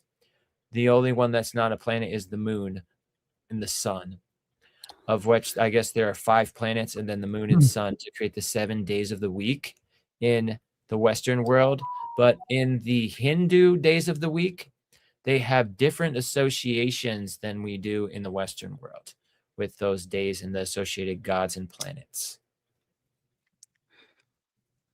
You know, it's very interesting. Well, Guruwa, which is Jupiter, is still Thursday. Budwa, Buddhi, planet Mercury, is still Wednesday. Shivden, which is the day of the moon, because Shiva is associated with the planet the moon, is still on a Monday. That's why on Monday in like Rajasthan, you can go and drink bang lassi. You can get off your tits, and it's perfectly socially acceptable.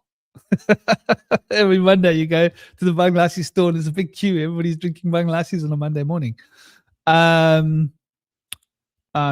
Shani is still Saturday, still ruled by Saturday.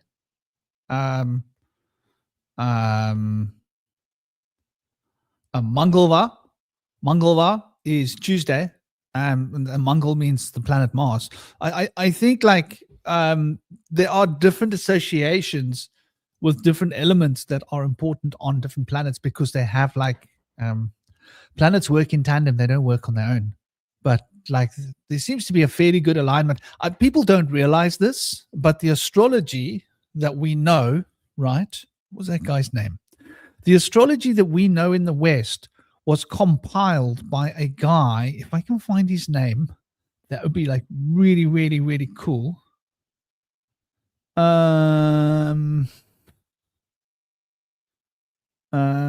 Maybe I can. Abu Mashar al-Balkhi. So the guy's name is Abu. Let me get that right. Abu Mashar al-Ki. So this guy, he basically compiled all of the astrology that we have today. And he used Vedic astrology and Babylonian, as well as the Greek. He basically went and compiled all of the different astrological knowledge from the different systems and compiled them into a single system. And that's what has basically shaped all of Western astrology today. So what people don't realize is Western astrology is largely actually following Vedic roots, because the Vedic astrology had a huge impact on the ancient world because it was very highly sophisticated. And the only difference was that the Greeks applied it according to the solar planets, according to the solar wheel, right? Measuring in relation to the sun, where in India they still measure in relation to the moon. So that's the only real difference. Is the sidereal is measured from a different point of reference, which obviously is like really fundamental to how the astrology is interpreted and done. But it's largely the same. The numerology is essentially identical, right? The numerology that we have that comes from Chaldea is identical to the numerology that we get from India. So 1 is the number of the sun, 2 is the number of the moon, 3 is the number of Jupiter, 4 is the number of the North Node, 5 is the number of Mercury, 6 is the number of Venus, 7 is the number of the South Node, 8 is the number of Saturn, 9 is the number of Mars. That's universal, right? That the North Node is also aligned to Uranus. The South Node is also aligned to Neptune. That's Vedic as well as Chaldean as well as Western. That Pluto doesn't have a number. Pluto is without number. So Pluto is considered to be numberless. So you could put a 0 next to Pluto to represent that it has no number. So that's why with the enneagram system, I've put Pluto in the center of the wheel, right? So, but it's interesting. Look here, I wanted to show you this, right? So a calendar year has 13 moons every 2.5 to 3 years. So I want to show you that pregnancy calendar that we're talking about from the Hebrews. It's the same calendar that the Chinese use, by the way. Yeah, Indy. The Chinese also use that calendar just to bring it back. So every 2.5 to 3 years, there's 13 full moons in a year. So the reason, and just to be clear, that there might be 13 full moons, but that moon is still traveling through 12 zodiac signs. The 13th month is not a 13th zodiac sign. The 13th month is a 13th cycle through the 12 zodiac signs, which happens every 800-900 days, right? So depending on how close the moon and the earth are, every 800-900, whatever the specific number is, and it's not the same every year, that will change, but round about the 800 days point, there will be a 13th cycle. And so in order to correct the movement and the drift between the lunar and the solar calendars, they would add on an extra lunar month to account for that 13th cycle. And that 13th cycle involves the moon going through one more zodiac sign. And so that's why the Hebrews would use that month, Adar, a second one, and that's why they call it pregnant. But it's actually, in that year, there's nothing happening that's special, specifically. It's just that because of the way the moon aligns, it happens to have 13 full moons. What do we call that? We call that a blue moon, don't we, in English? So whenever there's a blue moon, that is that calendar that we're talking about with the 13 moon calendar. But the 13 moon calendar still involves the moon traveling through 12 zodiac signs. That is unanimous and doesn't change. Now, what's happened is the youngsters have come across this information without a background, not knowing how to interpret it. And because they don't know how to interpret it, they have basically thought that it means that there were 13 astrological signs. And I saw people like Gabriel like jumping on this nonsense, and like a lot of people. And to be honest with you, without disrespect to people, like I can fully understand how people would do this, because when I look at people and I go like, okay, so what have people been doing with their lives, right? Most of the people that are doing podcasts these days, they've got maybe 5-10 years of experience in this field. And in reality, that's not much, right? From my books, they're still novices. So that's the reality. They were not studying the stuff in the 1990s, right? They were studying the stuff like Ronan, for example. Classic example. The guy went to school. He was doing his school. He followed the school system, came out of school, followed the system into university, got his degree, came out of university, got a job, worked as a computer programmer. That was his life, right? And then at some point he started thinking, is this all there is? Is this all there is? And so he started to think a little more out of the box. And it got to a certain point where he started to actually research. But that point that we're talking about is in the last 10 years. And so he only started his journey late. Gabriel, another example, very genius, very flashy, very intelligent guy. But what was he doing 10, 15 years ago? He was not, this is not his background. This is not his career. This is not something that he studied many, many years ago. He didn't go study this when he was young and build on it and build on it and build on it and make it his whole life's work. So I can understand how people would be deceived. And this is what you're finding with a lot of the YouTubers and a lot of the TikTokers. They don't have the background. So they suddenly picked up this information, maybe 2015. They started getting really interested, 2016, really interested in this stuff, started researching it, started learning through the web like other people. And people came across a little information. They started making YouTube channels. The algorithms favored them because of whatever reasons the algorithms wanted to. And they became well known and they pushed their little narrative out. And then other people saw their narrative and started believing, oh, that must be right because the algorithms are pushing them. They must be telling the truth. And so these conspiracy theories or these myths have become so actualized within society that people just don't know any better. So now they go talking about, the 13th star sign, or the 13th this. No, I'm sorry. That's total hogwash and nonsense. Anybody that's been studying this topic for like decades will know better. And that is the reality. So that's what's happened. And so because of all of the people not knowing any better, they go and mouthwash it, but they don't actually understand what it is that they're talking about because they haven't actually studied the workings of the heavens specifically to understand what's going on here, right? And what is being meant by that embolism, right? The embolismic year has got to do with the blue moon, right?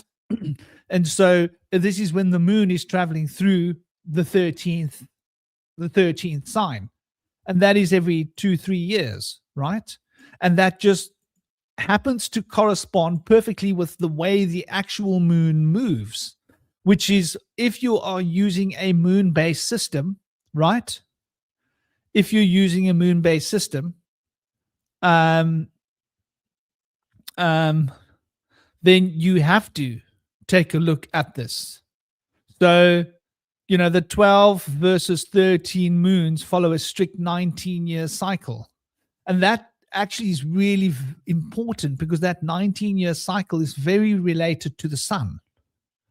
And it's how the moon and the sun calibrate each other. And obviously we're talking about potassium, right? And when we're talking about potassium, we're talking about the nutrient necessary for plants to produce volume, because the potassium is very important. So the plants take the carbon out of the atmosphere when they're breathing CO2. They kick off the oxygen, and then they build onto that carbon using silica, phosphorus to generate and move the energy, potassium, and these things are able to bond. And so the potassium is fundamental for the bonding of this to form these organic molecules so that substance can start to grow onto it. And so that becomes the key to producing sugars and producing life. And hence, potassium is such an important thing for producing fruit. And that's why whenever a plant's going into flowering, you have to give it potash or potassium. Potassium, you need to take banana skins and dry them up and grind them into powder and add them to your soil so that the potassium can become readily available for the microbes. And that potassium will then kick up and increase the volume of production of tomatoes or fruit or cannabis or whatever you're growing during the flowering cycle of that plant. And so the potassium's number is number 19. Now, the sacred number of the sun is number 19, right? This is not a coincidence.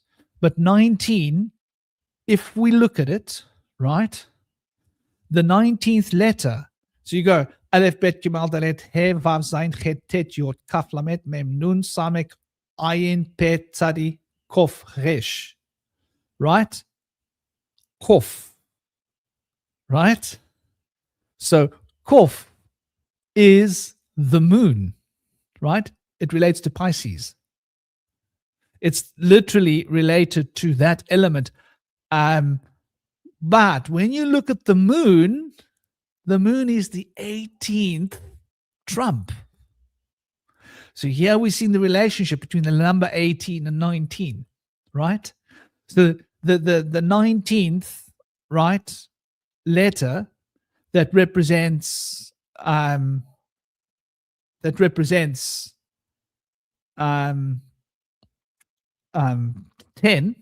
right? Actually, it represents the number 100 because Resh represents the number 200 in the Hebrew alphabet, right? Which is the sun, but the sun is actually the 19th card. So this is how crazy it is. So when you look at the 19th Hebrew letter, it's the Hebrew letter for Kof, which is the back of the head, which relates to that primal part of our instinctual consciousness. But when we look at the tarot, the major arcana related to that, we are looking at the 18th, right? Which is the moon, which is Pisces. But when we relate the 19th trump, which is actually the 20th letter, which is actually Resh, which is actually the front of the brain, relates to the solar power. But the 19th number, as it relates to the major arcana, happens to be the sun. So you see there's this very finely calibrated relationship between 18 and 19 as numbers. And so the 18th, the Kof, represents that full expression of the subconscious, the id, the ability to actually travel travel into the unconscious and gain that deep emotional revelation, which is related very strongly to the presence and power of Neptune, for example, even though it is fully ruled by Jupiter in its feminine side, right? Because this is Pisces we're talking about. But when you look at Pisces, it's got a heavy lunar element because there's a relationship between the moon and Pisces and Jupiter. So now you see what we're talking about, where you'll find different systems of different days in the Vedic charts. Indy?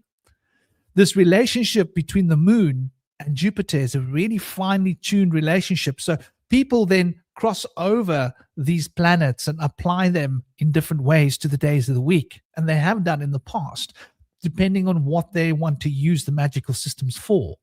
But the relationship exists between the moon, the same as the relationship exists between Saturn and Jupiter and Mercury, right?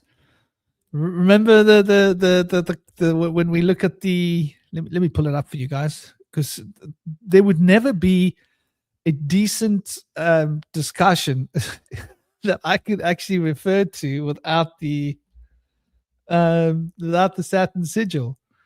That's just how I'm wired. You always got to bring Saturn sigil into it, but it's quite telling. So here we see that relationship with 5 at the center, Mercury, and everything's revolving around Mercury because that's a spinning system. and that the axis mundi is centered in Mercury, and it's rooted between 4 and 6, which is the North Node and Venus, right? So North Node and Venus act as the pivotal powers to maintain the harmony and to maintain the structure of the 4 structure. 6 is harmony. 5 is that potential for movement and change, and that represents the axis mundi, with the other 2 forces of centripetal and centrifugal potential revolving, creating the toric field from which is emerging and contracting into the substance of reality as we know it. So this is the basic stamp for time that represents the consistent change between the forces of inertia bound with the forces of expansion and contraction. And the contract between the forces of contraction and expansion is what Saturn represents, because the expansion is bound by contraction. And so the contraction has contracted with the expansion to keep it into a structure. And that structure is ruled by harmony, number 6, in order to maintain the crystal structure of 4, so that it follows the law, because 4 represents the law, and 5 is the administrator of the process. So you see how important 5 is. So this relationship that we see between 5 and 8, you can see the same relationship between number 3, right, and number 2. So that's like really interesting. And as you extrapolate through the astrological model, you'll see all these very subtle relationships, which is why, let me give you an example, right? There's a relationship between the Sun and Mars, right? Sun and Mars, you'll find a lot of magical texts where they tell you that you can use the planetary metal of iron for the Sun. Have you come across that, you guys? If you haven't, you will if you look. The reason for that has got to do, once again, with the relationship between Mars and the Sun. So I'm a Leo Sun, and my girlfriend is an Aries Sun. That means astrologically, our suns are perfectly matched for each other, right? If you were a Sagittarius male and you're looking for a really good woman, Sun, if your sun's Sagittarius, it would be very, very happy with a Gemini woman, for example, right? Mercury and Jupiter. No. If you are a Pisces man, and you're looking for a good match for a woman, Cancer would be a really good blend for you. Sagittarius does have a very powerful connection with the Mercury, but that's because of Sagittarius's juxtapositioning to the actual Saturn, with its contracting to Saturn as the expansive potential. So both Mercury is an expansive potential. Mercury is a bit of a unique planet because it's bipolar. And so when we speak of bipolar things, we're speaking about Mercury. It's got both the expansive and the contraction potential within it. And so it's got 2 sets of wings on its feet and wings on its head.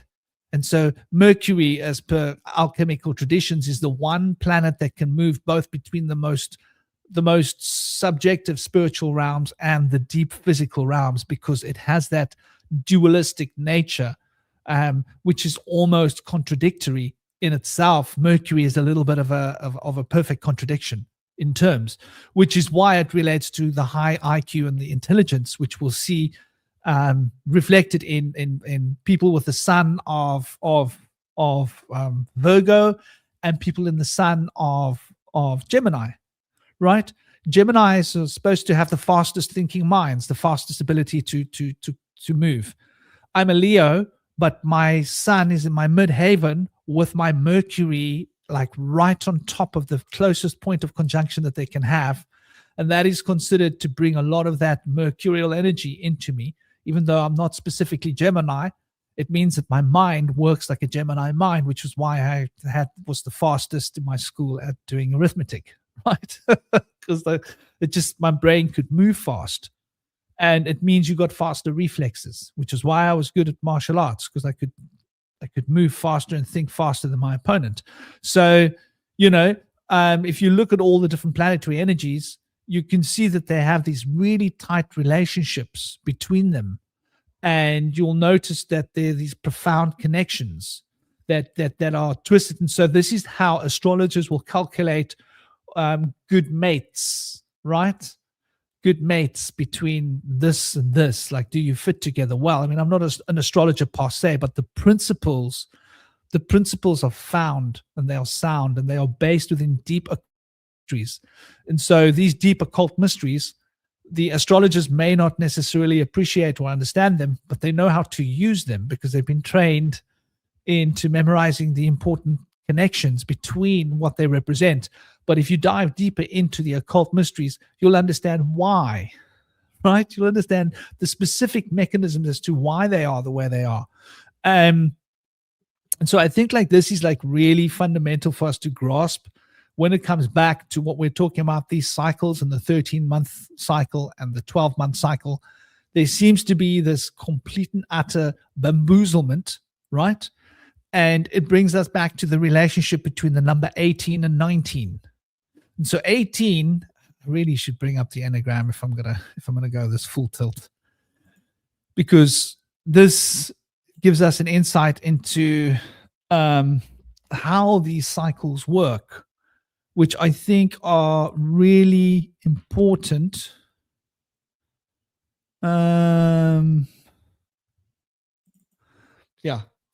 Gives us an insight into how these cycles work and how important they are. And so here we see the enneagram cycles, right? And we get a look at, like, we got the 9, right? So you'll notice that in order to reach the culmination of the 9, you've got to go through 3 cycles of 3, right? And you see the 3 triangles, the yellow triangle, the blue triangle, and the red triangle that represents a 9-sided star in the center of the wheel. You need to travel through all 3 of these threefold cycles in order to reach the 9. But in order to bring it into maturity, you've got to bring the 4th 3-sided cycle into it. And when you bring the 4th of the 3-sided cycle into it, that's roughly a third, right? I want you guys to pay attention, because there's a relationship here between the movement of the moon and the sun, right? It's a little bit between 2.5 to 3 years difference between these cosmic shifts of where the moon and the sun are calibrating in and out. So we speak of 3 1/3. This is why in magical law, the number 3 1/3 is so important, and Kabbalists hold it so dear, especially the Hermetic Kabbalists, because they recognize this fundamental relationship between how the cycles manifest. So you would then have to go from 9 to branch it out to 12. But when you branch it out to 12, you got 3, right? You then need to have a third of the second cycle. And what is a third of the second cycle break down to? If you think about it, it takes us to 4, right? And so if you take 4 and you multiply 4 by 2.5, right? That will take you into the kind of scale of where you're looking at where that pregnant year comes every year, right? That's an average. The way these numbers work is incredible. So firstly, the 18, which we see as the mystic number of 19, which is potassium, which rules the sun, which is how the nutrients move through plants. When we observe it in its symbolic form as a symbolic, the super spiritual aspect of it, as above so below, the above elements, we see the 18 here as 2 cycles of 9, right? That's related to the Pisces, the 2 fishes that are swimming in 2 different directions, right? Really important to understand this. So these 2 fishes swimming in 2 different directions have a band that connect them, right? And so you've got to go from one cycle to get to 9. And the second cycle goes 10, 20, 30, 40, 50, 60, 70, 80, 90. And in the end of the second cycle going to 90, right? We start with 100, 200, 300, 400. Remember? 3 1/3. Now 400 is the numeration for Tav, right? And Tav or Tau is the final letter in the Jewish alphabet, which has the number 400. And so you can see there's a relevance here. First cycle, 10, 20, 30, 40, 50, 60, 70, 80. 90 going into the second cycle, 1, 2, 3, 4, 5, 6, 7, 800, 900 going into the 3.3 aspects of the third cycle, 10, 20, 100, 200, 300, and 400. Now we have just completed the full wheel of the Hebrew alphabet. Now, when we look at the Hebrew, which is based upon the Paleo-Hebrew, which is based upon the Phoenician, when we look at the deep Kabbalah, and I don't mean the Kabbalah of the Jews, I mean the Kabbalah that's universal, that came from ancient Egypt, that was bound and held in the knowledge by the ancient Greeks and everybody else, the Chaldeans and everywhere else, the Sufis teaching their knowledge of the 9 spheres, that's essentially the Qibla. The Qibla is essentially the Kabbalah, just different words, but this is a universal science that was very, very old. Now, the 22 aspects, and I want to remind you all that in the ancient times, music had 22 notes. They took that out of our medieval music in the last 2,000 years. They removed it, and they downscaled it, removing the other semitones. They removed 10 semitones to make it a 12-note scale. But before they removed those 10 extra semitones, our music had 22 notes in it. Why? Because there are 22 elements. 9 plus 4. That's 18 plus 4 is 22. This is why there are 22 major arcana, right? This is why there are 22 letters in the Paleo-Hebrew and the Phoenician and the Hebrew alphabets. And those same alphabets became the ancient Greek alphabet, and they come from ancient Egyptian knowledge, which came from hieroglyphs, which was considered the 22 most important hieroglyphs, which was part of a teaching system for what we can only call the true Kabbalah. Probably it wasn't called the Kabbalah. Probably, and we've discussed this in other lives. So about the potential connections with the Egyptian words and the Egyptian principles and concepts of the name. But this gives us an insight into the 22. But now if we dial this back, and we go back to the 18, because we're speaking about completing 2 cycles of 9, which is 18, and then overlapping in to the 3.3 1/3 element, which takes us to the 22. 22 is a fundamental and foundational number for creation. If we look at numerology and we understand these principles and how important they are, dial that back to the 18, right? So what is 18? There's 2 full cycles that have been completed, right? 2 full cycles that have been completed.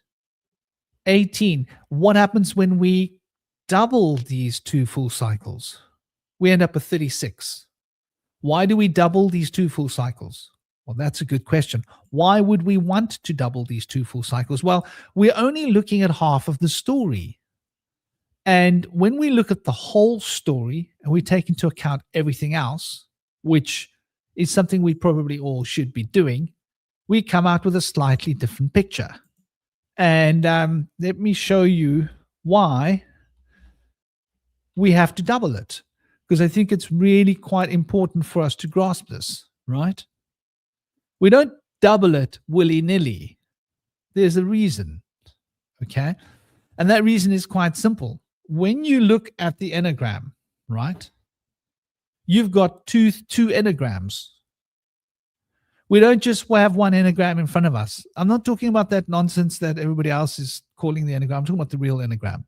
There's 2 real enneagrams, and I've discussed this in a number of lives. If you can go back, if you haven't seen it, you might find it interesting. There is a yang and a yin enneagram. They are both operating within the sphere of the 9 spheres. And so the masculine and the feminine always have to be taken into account. So when you're doing 2 cycles, you're doing 2 cycles of the masculine and 2 cycles of the feminine, right?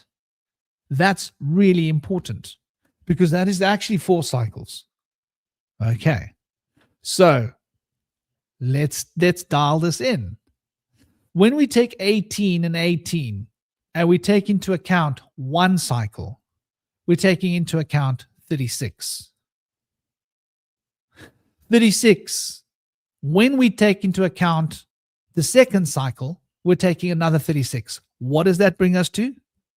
72. Okay, that's really interesting.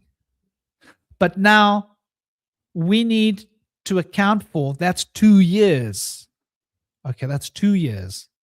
I want us to just keep this in mind. Think in terms of years, it's going to help. We've got 2 years accounted for, but we need to account for 2.5 years. So how do we account for the other half year? Right? And this is where it gets interesting. The other half year to a year takes us up to, there's 2 potentials, 98, 99, and 108. And the moon is calibrating. So there is this relationship that we can see how 18 becomes 36, right? But if we take 4 cycles of this 18, we end up with 72. What happens when you minus 118 from the 72? We end up with 54. 54 happens to be a half a cycle of 108. 54 is the mystic number of the tree of life.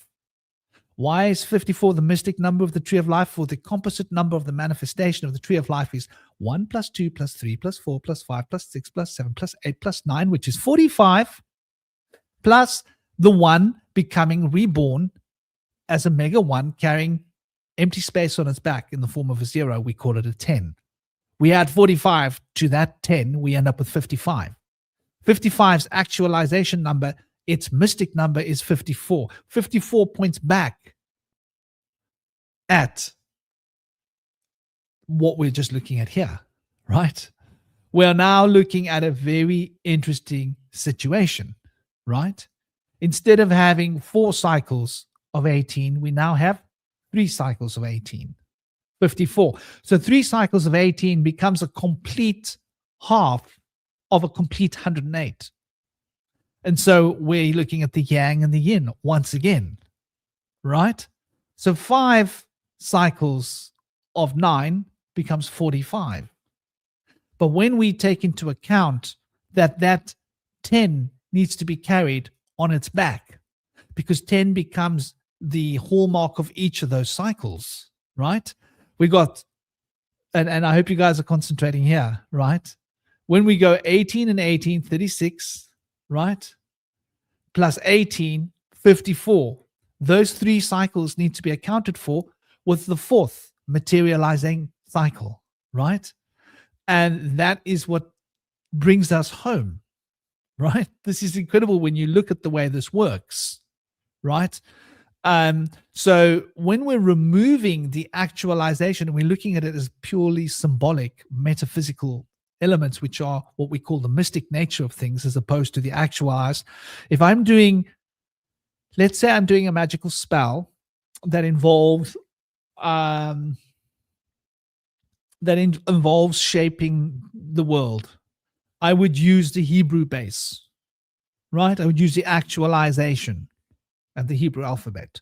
But if I'm working with the more subtle spiritual natures within myself, I would use the major arcana, because they're different and they have a different place. They have a different utility and they have a different way to be manifested and used. So this 36 relating to the 72, relating to the 108, this is 3 cycles of 36, right? And that's 18, which is 2 cycles of 9. So what we have is 2 times 3, right? It's 6 cycles. No, sorry. What we have is 2 cycles of 18, right? Which is 36. And one more cycle of 18 added on to that 36. So that's 3 cycles of 18. And those 3 cycles of 18 is 6 cycles of 9. So you can see how the relationship with the number 6 acting as the coordinator of the harmonies maintains the harmony of the system, where there's an overlap that shapes 36 becoming related to 54. But when we run all 4 cycles, we've got 72, which is the quinets. And the quinets are 5-degree demarcations in the 360-degree wheel. So if you take 360 degrees and you divide it by 72, you end up with 5, right? Because there are 5 degrees, and each 5-degree demarcation is ruled traditionally by a different angel. So you can see how the numbers are relating to these principles, and how fundamental an understanding is of all of these fundamental things. Because the moment we start to grasp what it is that we're looking at when we look at these cycles, it starts to make much more sense. And suddenly we're looking at this in a new light, right? The 19-year cycle has got to do with the power of the sun. Now, how often does the sun change? How many years does it take for the sun to what do you call it? Switch poles. Is that the right words? Switch its poles. Because the sun switches its poles, right? And so the sun switching its poles every 11 years. Now that number 11 has got a relevance when we're looking at the number 9 with the extra 2, right? And the fact that you could probably find there was going to be a correlation between the 11-year cycles and the 19-year cycles, right? Because there's going to be an added 8-year cycle.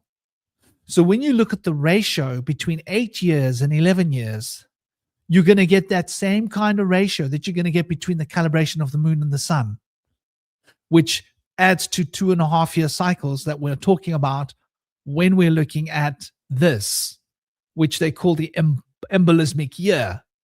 And that embolismic year is obviously related to exactly this calendar of 13 moons. So, I mean, I don't want to go round and round. I think I've said what I need to say. What's on your mind, dear brother Indy?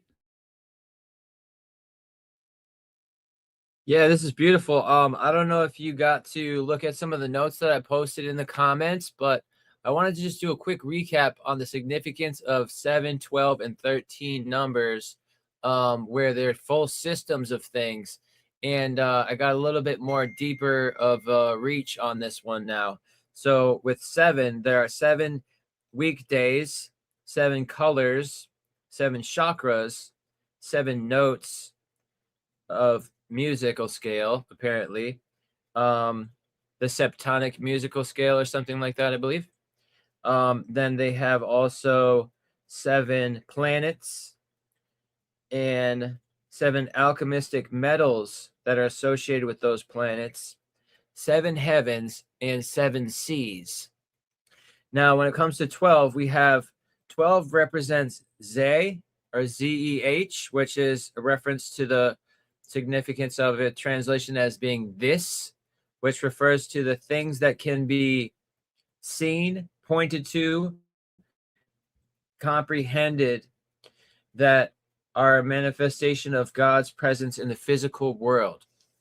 Also, association with 12s consist of the tribes, the disciples, the zodiacal constellations associated with 12 primary letters of the Hebrew alphabet, gemstones of the Hoshen breastplate, altar stones used by Moses at Sinai and Joshua at the Jordan River, and 12 loaves of bread on the golden tables of the holy temple, representing continuous provision and sustenance to the 12 tribes.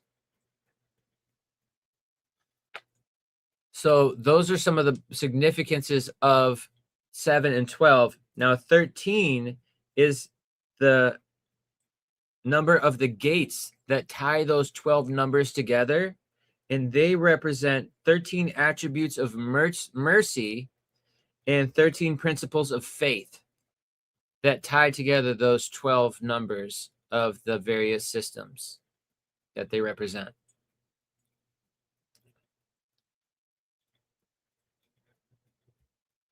And I'm glad you tied in the sacred number of the sun being 19, which ties in with potash and potassium that are used for the flowering stage to boost microbes in the soil by adding that potash in there.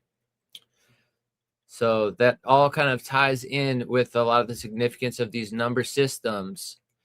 And of course, leaving out the fact that 13 menstrual cycles in a solar year with 28-day cycles, of course, the sacred feminine cycle number that has been, of course, demonized as an unlucky number 13, which is associated with the fact that the Knights Templar were assassinated on Friday the 13th.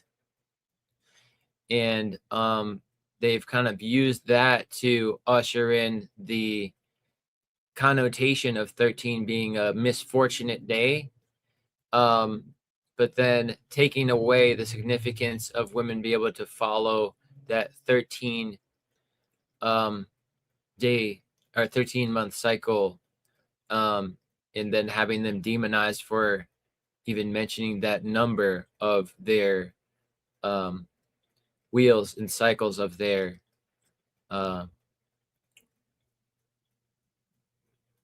purging of their sacred blood.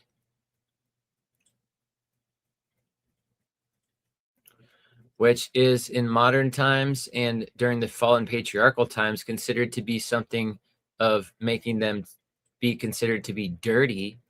But traditionally in the sacred golden age of the matriarchy, the sacred blood being purged during the moon cycles was supposedly a magical fluid of sustenance that people would value as sanctimonious and use in various ways to sanctify themselves. And of course, they also would consider the placenta to be sanctimonious and ingest that as well. So those things have been kind of flipped on their head in the fallen patriarchal times and considered to be absurd or dirty or demonized. But those traditions are still practiced by people, where they carry forth like the sacred feminine traditions of like birth doulas and various things of the sort. So I just wanted to mention some notes on those numbers, but I really appreciate the deep dive on the systems of 12 and their sums. But what I wanted to ask was like, do you know anything about how there are 12 primary letters of the Hebrew alphabet that are associated with the constellations? And what would the other 10 alphabet letters be that are not primary? So what you've got is according to the fundaments, you've got the 3 mother letters that came first. So these are the 3 principles. In the tarot, we're looking at Aleph. We're looking at the Fool. We're looking at the Hanged Man. And we're looking at the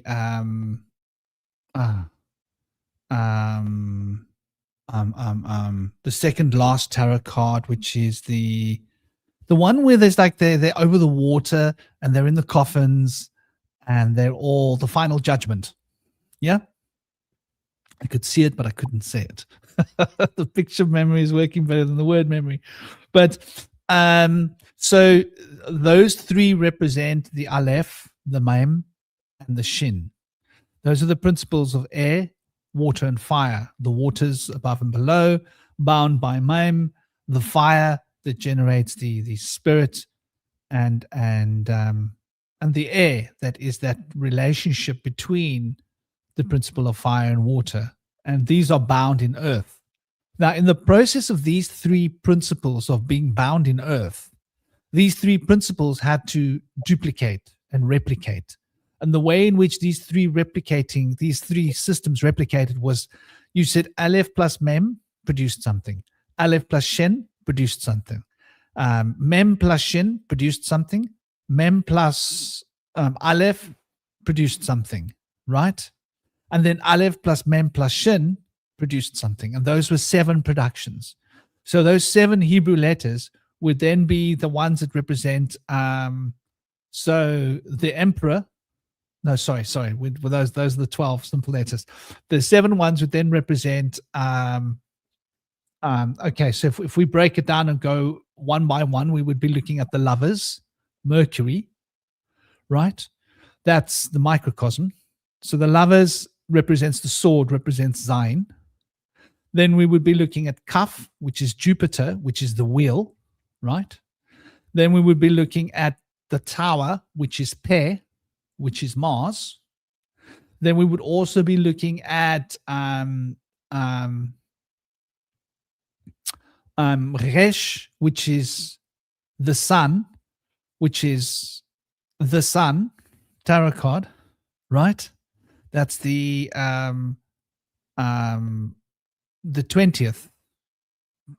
20th letter, but the 19th trump.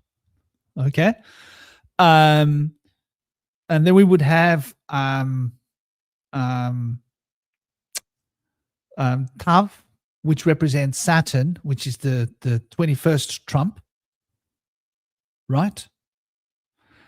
And sorry, just to bring it back, it would be the 18th trump for the 19th trump for Resh, which is the letter that represents 200, right? How many have I mentioned there? 2, 3, 4. Have I mentioned them all? Have I missed any out? Oh, Venus. Sorry, I didn't mention Venus, did I? That would be Dalet, which is the 4th letter. And the 4th letter obviously represents the Empress. So we've covered Venus, we've covered Mars, we've covered the Sun, we've covered the Moon. No, the Moon would be Gmail,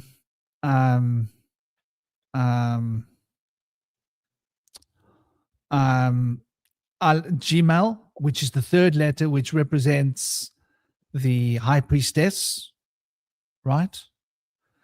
As the tarot card. So we've covered the Moon, we've covered Mars, we've covered Jupiter, we've covered Saturn. That's 7, right? That I've given you, or have I missed one out?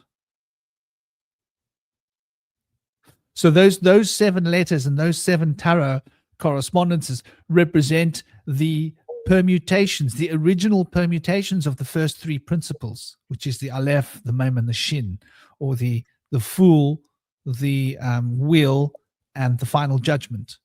And those 3 combinations could only produce 7. Then those 7 had to then produce permutations of their own. And each one of them had a dualistic nature except for the sun and the moon.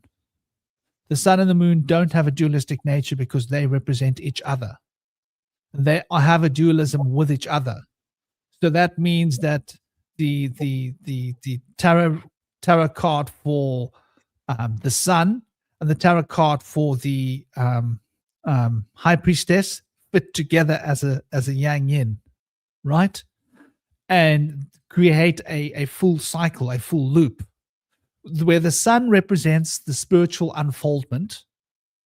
The Gmal, the High Priestess, represents the initiation that produces that spiritual unfoldment that we see expressed through the sun.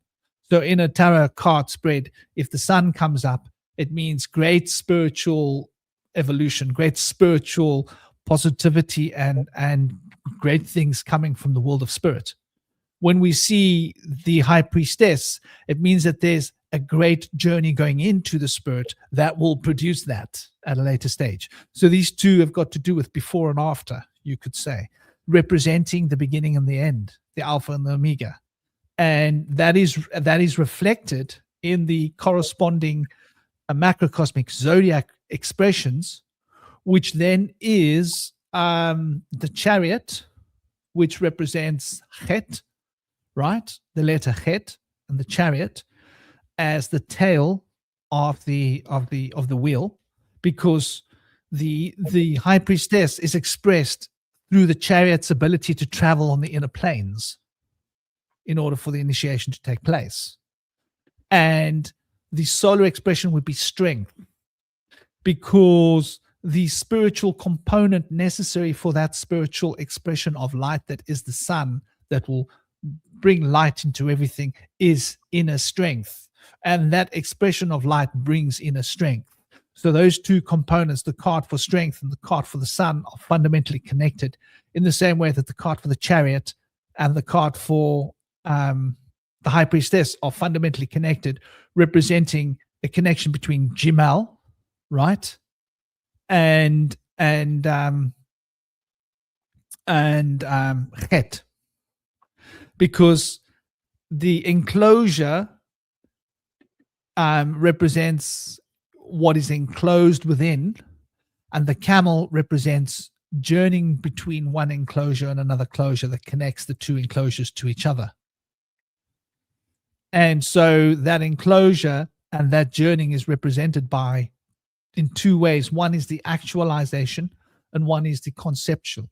The conception is obviously the high priestess's work of initiation, and the actual traveling through that process is the chariot. And this is why one has to get to the point of the chariot in order to progress, right? And you'll notice the numerical relationship between, obviously, Jimal is the number 3, right? And the chariot, if you look at it, Aleph, Bet, Gimal, Dalet, He, Vav, Zayin, Het, is number 8, right? So there are 5 steps between Het and Jimal. And those 5 steps are fundamentally important steps. And if you look at what they represent, they tell you a story about that process of moving towards initiation, you know?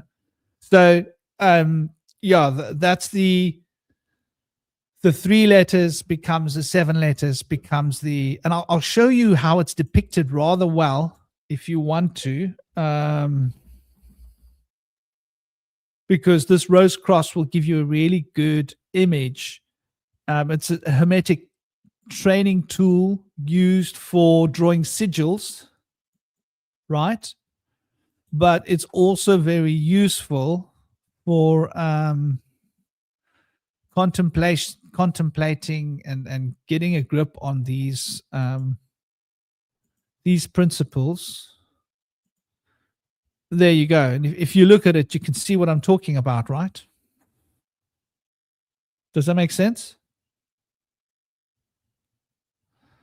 So you see there the Aleph, the Shin, and the Mime, right?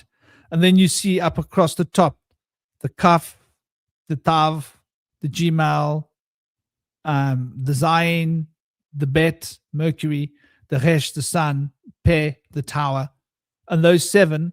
And then you can see how rotating around those are, the zodiac, like He, which is obviously the Aries, and Vav, which is Taurus, and Zayin, which is, Gemini, and Het, which is Cancer, and the Serpent, which is obviously Leo, Tet, and Yod, which is Virgo, and Lamet, which is Libra, and Nun, which is Scorpio, and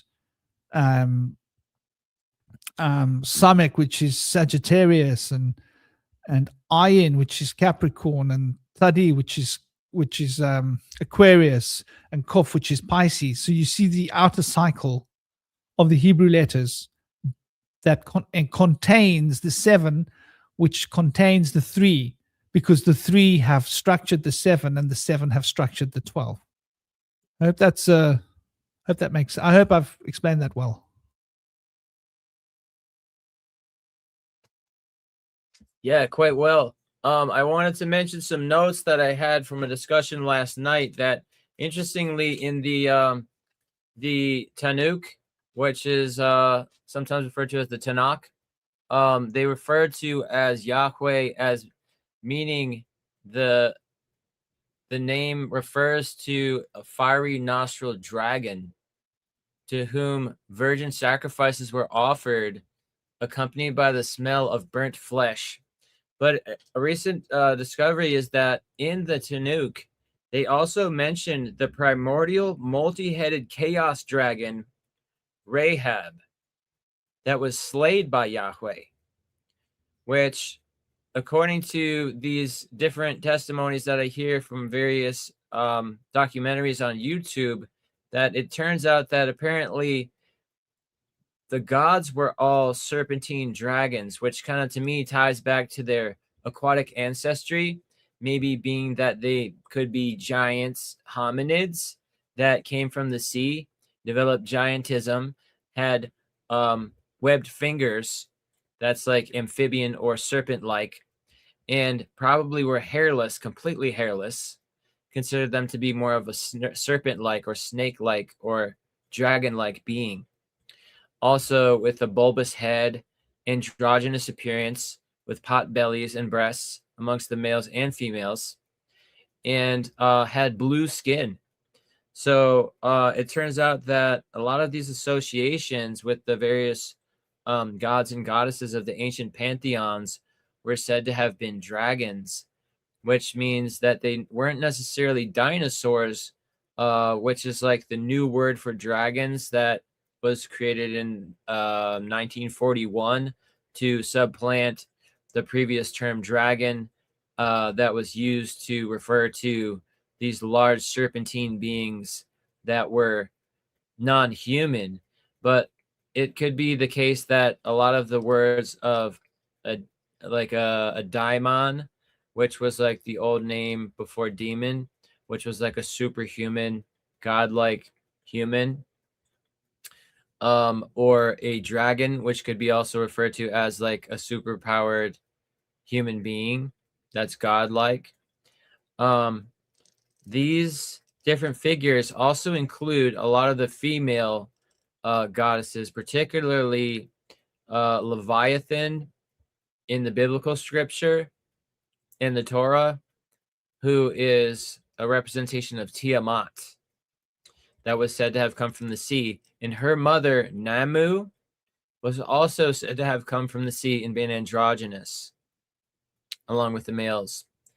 Now, there's a strong connection where the Dogon people called them the people that the giant hominids that were serpentine-like that brought them cannabis and had domesticated dolphins in the stories of the Dogons were referred to as the Nomo, which to me seems uncannily connected to etymology that might have been derived from a similar name, Namu, who was actually the grandmother of Anu and the mother of Tiamat, also having said to have come from the saltwater sea. Interestingly, the male figures or consorts or gods were said to have come from the underworld or the sweetwater abyss of the world beneath the surface. And particular gods like Enki were shown as having a serpent tail and having come from the sweetwater abyss of the underworld.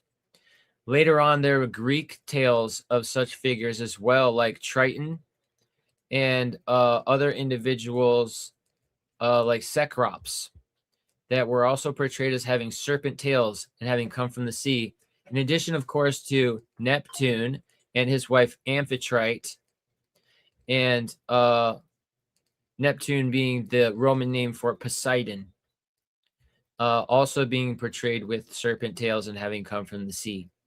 So there seems to be a strong correlation there where the giants that had come from the sea were considered to be dragons or serpents, which also ties into the Chinese mysticism and mythology, where they suggested that actually Fuxi, the Green Emperor, and his wife Nuwa, who she was said to have created humankind from the mud of the Yellow River, but both Nuwa and her male consort Fuxi, the Green Emperor, were portrayed as having serpent tails and having carried the tools of architecture, the square and the compass, having provided mankind in China in the first empire with language and the gifts of civilization. Not only did they provide architecture and the means of being able to clothe themselves and learn to be civil and civilized, also provided to them as if they were she was being motherly to the people that she had rescued who were being attacked by other serpentine tribes from the west. And they taught the people how to defend themselves and build weapons to fight against the Western invaders. And Fuxi and Nuwa protected them from being invaded by the Western hordes.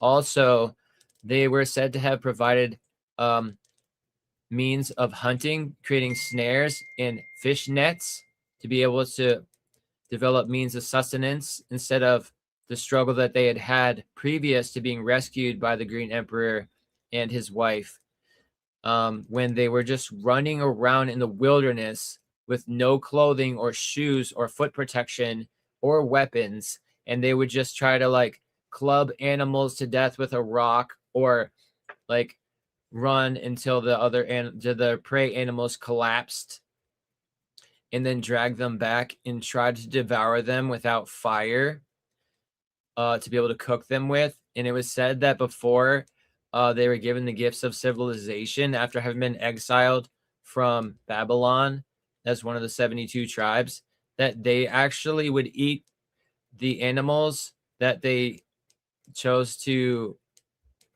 attack to be able to use as a means of sustenance. They would eat the fur of the animals and didn't know any better than to like process the animal by skinning it first and taking off the coat of fur. So they were in a very lost way. And since they didn't have any foot protection before Nuwa and Fuxi offered them tailored clothes and shoes made of leather, they actually hurt their feet and their ankles and their legs a lot, just trying to run after these animals, according to the testimony of the ancient Chinese story of having been rescued by the Green Emperor and his wife. So a lot of these stories have a similar theme where there's these serpentine godly beings that come in that are part of a pantheon of other godly beings. And the connection also goes to Mesoamerica, where we have the feathered serpent Quetzalcoatl, who interestingly was like the brother of light, whose accompanying brother was the brother of darkness, Xolotl, who was another psychopomp, them both being a psychopomp. But the brother of darkness was the brother of the underworld, whereas Quetzalcoatl was the brother of light from the surface world. But there was a story also where when the sun goes into the underworld at nighttime, that Xolotl cried so much that the sun had died and had to be reborn that he lost his eyes and became eyeless, dog-headed god. So interestingly, there's been like connections where the brother of light and wisdom is associated with being a serpent or a dragon and associated with coming from the waters, whereas the brother of darkness is associated with land and air in Mesopotamia or the underworld without being associated with water, and associated with having been a dog, which kind of ties in to me possibly to Anubis being like one of the brothers of darkness that's connected to maybe, I don't know who Anubis's brother would be, but there's been speculation recently that Anubis was the half brother of Horus, which I don't really see so much as the connection where Anubis was like the spirit brother of Thoth, as they did the psychopomp rites when the soul of an individual would go west and set with the sun into the underworld and then be judged with the feather of Ma'at on the scale by putting their heart on one scale and her feather on another. So Anubis was the one holding the scale, the dog-headed god of the dark underworld. And then the scribe, Thoth, of wisdom, who's associated with the ibis bird because it has a moon-shaped beak, and he was associated with the moon being associated with the water and the tides. And the ibis bird, I believe, is like a bird that lives on the beach and is alongside the water. So there's a strong connection between Thoth and Anubis and Quetzalcoatl and Xolotl in my mind there. It's an interesting connection. I think there is a strong connection between them, and you can see how they work together. I just want to go back to some of the things you were saying. I was trying to flash some pictures while you were talking, and I just want to give a bit of background because it sort of correlates with exactly what you were saying. Just before I do that, just to wrap up the previous topic, before we jump onto this aspect of the mythology, I just thought to point out one more thing. So when relating to these to this embolismic year, right, that we've been talking about previously, and relating to the 13 moons every 2.5 to 3 years, we realize that there is a 2.2 days every month average. So the moon cycle is 27.3 days that we see the moon moving through our cycles, right? We call it the orbit. So it's a 27.3 day orbit, right? But we see a 29.5 day from the full moon to the next full moon. So that is a 2.2 day deficit, right? Every month. And if we multiply that 2.2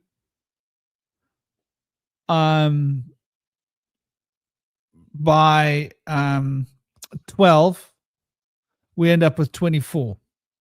And that's quite an interesting concept to just look at the way that it fits into the astrological calendar. I just thought to bring that to attention because that relates to two polarities. We're talking about the 11-year cycle. And I think there's a relevance here in that 2.2 days and just exactly how that's going to define the difference between the full moon and the actual the cycles of the moon, which is really, really, really interesting when you start to look at that. But I didn't really want to get into that. I wanted to respond to what you were saying because it was really, really interesting. So let's get back to what you were saying. So you were talking about the bloodlines and the dragon, right? And you mentioned the dragon people and the people of the off. So I just thought while you were talking to show different mythological. So there is the goddess Danu, which is a Vedic in the Vedic pantheon. And she was slayed by Indra. And before Indra was able to slay her, she had an offspring, which was like a great serpent, a giant being, right? And this great being was holding back the waters, disturbing the cosmic order. So Indra then had to strike this being whose name was Vritriya with a lightning bolt. And so this is a very interesting story, right? Because this Danu, who is the goddess that we're talking about, sorry, I accidentally clicked that nonsense. This Danu, who is the goddess that we're talking about, is really, really connected to this serpentine draconic ancestry that's embedded within Vedic cosmology, right? We call the lineage of Vritra, yeah? And the Vritra lineage, right, is the cosmic dragon or serpent, Ahi, who blocked the waters, who was destroyed by Indra's lightning bolt. Now, Indra's web, that's a whole podcast in itself. But Indra controls the web, and the web is what contains the earth. Think of it as the dragon lines, the ley lines, and is able to channel that dragon energy to create lightning, because that's what lightning is a relationship between the dragon lines in the earth and the polarities of water becoming repolarized in the clouds and producing a deficit of charge, which we experience as lightning. So the mother of the Danavas, right, which is a race of serpentine titans. Now, I want us to apply this to the Illuminati for a moment. Just take it there. Just look at it there. These serpentine titans, which were giants, which have the serpentine heritage, which comes from Vritra, which comes from the goddess Danu, great grandkids of Danu. I want us to look at the stories of the gods and goddesses, or the angels that came down to earth and mated with humans, and this lineage came into being. I want us to understand who the Vritria are, who are these serpentine beings with draconic ancestry that's well outlined in the Vedic texts. But let's just keep moving. Let's keep moving. Right. Who is the goddess Anu? Well, often referred to as Danu, or the goddess of the Tuat de Danann. And this is also often referred to as the goddess Danu. And this is in Ireland. This is the Irish tradition. Now, this is a reconstructed deity, they tell us, right? So the Danu name came later because they were associating the goddess of the Danann with the Danu. But when we go and we look a little deeper into what this is she's closely tied to another goddess, Anu, or the Anan, right? Who is explicitly mentioned in Cormac's glossary as the mother of the gods of Ireland. I want you to recognize that, because the Danu goddess, right, stem from Proto-Indo-European den, right, meaning to run or to flow. Now, I want us to look at that Vedic story of, just go back for a moment, right, to this, right? Vritra held back the universe's waters and blocked the flow of rivers. Okay, I think it's important. Just bear with me while we go.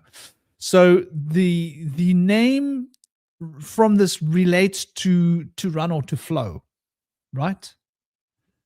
And obviously they have these two distinctive breast-shaped mountains in Kerry, which are named after her, right? And fairy mounds called the Siddhe. Now, Siddhi in India are the spiritual powers that you can attain by awakening the dragon power of the Kundalini. Okay? Because these Anu had control over this Siddhi dragon power. But it doesn't end there. She's the mother of the gods of Ireland.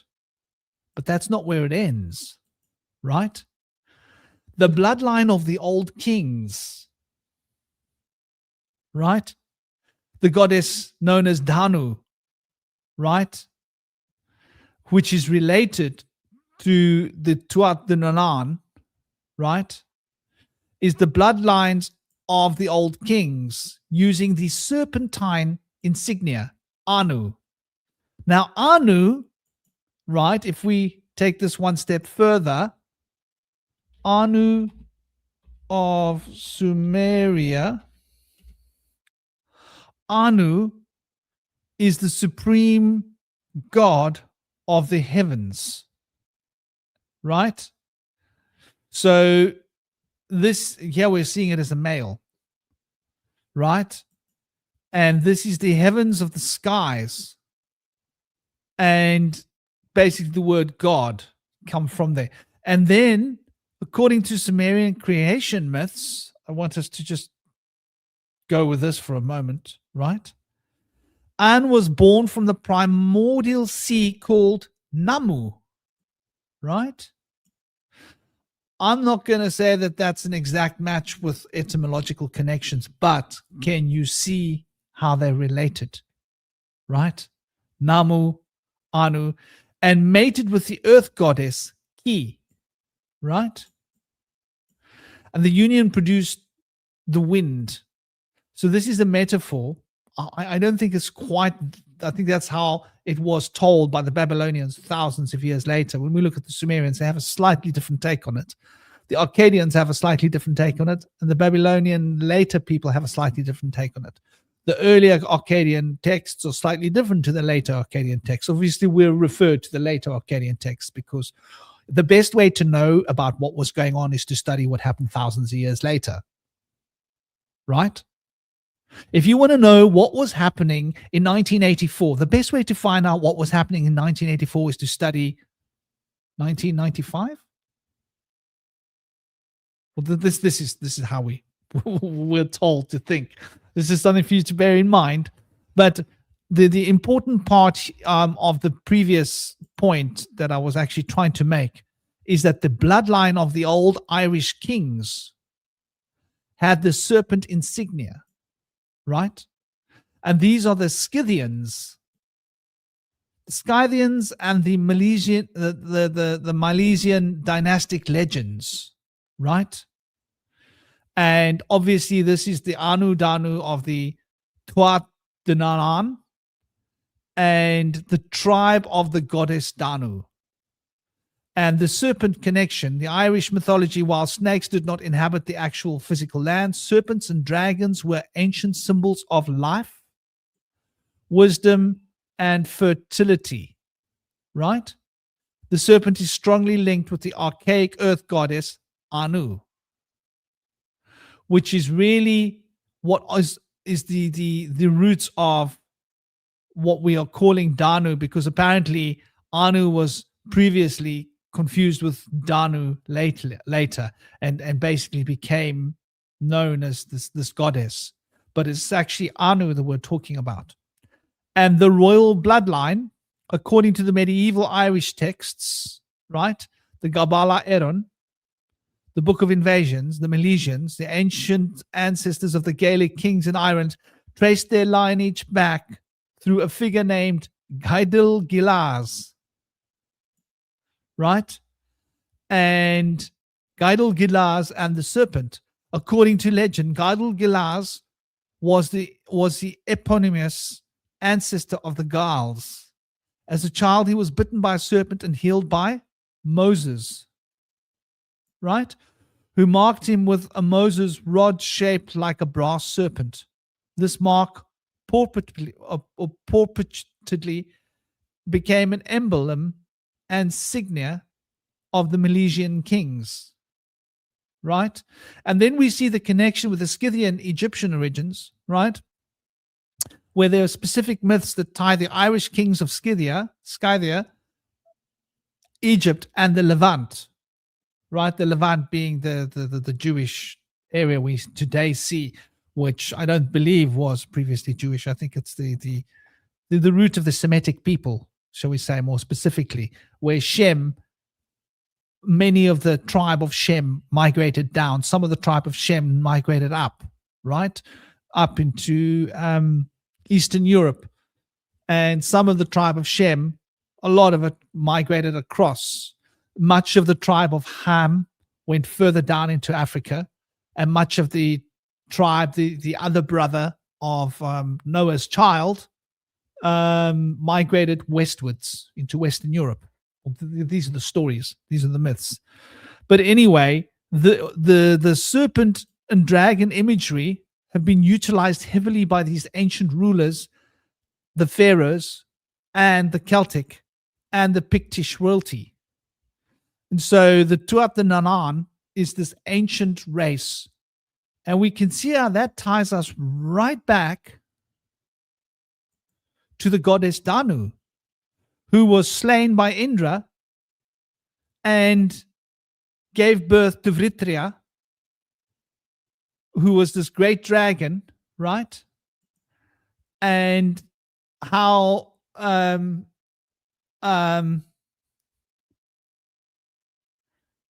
this became the bloodline, which is the serpentine draconic ancestry that we see so commonly discussed in Vedic cosmology. I just wanted to add that. What do you think of all of that, brother? That is phenomenal. That really ties it in and brings in the missing puzzle piece there. That brings in the Celtic legend that really tie in with it as well. There's so many parallels there and synchronicities that it's just uncanny. You know, I feel like we're really tapping on something like a lost cycle that's been kind of attempted to be brushed under the rug, but it's really escaping from their grasp here, where we're really uncovering these things with such phenomenal and incredible connection, where there's so many similarities with all of these different legends that it's just almost as if you can't really deny the fact that these things seem to be part of a lost her story that's been covered up and veiled and obfuscated by the fallen patriarchal replacement of these lost goddesses with the newer story of the stories of the gods and the stories of their lone godly trivial matters that they did to basically like use the war machine against each other. The gods would just do this like brutalistic fighting. There was really no principle to it. There was no integrity involved. But I feel like the true work of the gods and the male consorts was actually in their militaristic responsibilities was actually to protect the goddesses and their children. And so when you put it in that light and bring back the her story aspect of it, these gods and their purpose was actually for integrity and for the salvation of their goddesses and their progeny, that they were then defending against any wrongdoers or perpetrators that were trying to infiltrate their family sanctity. So when we look at that, we see that possibly these stories that we hear about only gods, where the goddesses have been kind of stricken away from the story, we can start to uncover where these goddesses are being hidden. Particularly in the Bible, we see that in the King James Version, they've taken out the name of the Queen of Heaven, Asherah, and they replaced her with the Tree of Life, or the rock or foundation. So like obviously the Tree of Life is like pivotal to our understanding of discernment between right and wrong and good and evil. And there's the tree of knowledge that does that. There's the tree of life that provides immortality. It's said that the speak of these trees actually refers to a goddess, not a tree, that was actually disseminating this wisdom to the people. And so we see that like the serpent that was wrapped around the tree could be tying into the sacred serpent clan of the goddesses, which they identified as part of the serpent clan. And also there's a story that also ties back when we look at all these flood myths from around the world, and there are so many from all the different cultures. It seems like these flood myths are trying to hint at something, but don't really have the full gambit of the real story. Basically, it seems like the idea that the flood could inundate the entire globe and raise up to the highest peaks of all mountains, it seems to be impossible that that could be achieved by any amount of water that would be reasonable to cover the globe. But the thing is that there was an older story from the Zoroastrian account where there was an ark, where there was a chosen leader for the people in the ark, and there were, I believe, 2,000 individuals that were chosen by Ahura Mazda to be able to bring to salvation through an extended winter in an underground ark, not an ark at sea in a flood, but an ark through the underworld where they were protected from an extended winter. And there was a mystical bird that guided them, that offered them the teachings of Ahura Mazda and the sacred understanding of the divine during their time there. And sometimes it was later referred to as a raven or a crow. And this bird was said to have been released every summer to see if the land had become habitable again. And if it did not return, it had meant that it was habitable on the surface world again, and they could re-inhabit the surface world because the long extended winter had ended. So for many years, they released the raven or crow or mystical bird, and it would return because it was not habitable outside. But finally, they were able to return back to the surface. And this is an older story that has similar themes to the flood stories, particularly there being a chosen one to lead and collect a group of animals and people to be able to bring into a safe place and protect them until the time was right to be able to emerge from the ark with the animals back to the land. So it's a very similar theme story, and seems to be more of a story that seems to touch on a feasibly true story that could have happened. And the thing is that I believe that they were trying to obfuscate the idea of the underworld itself.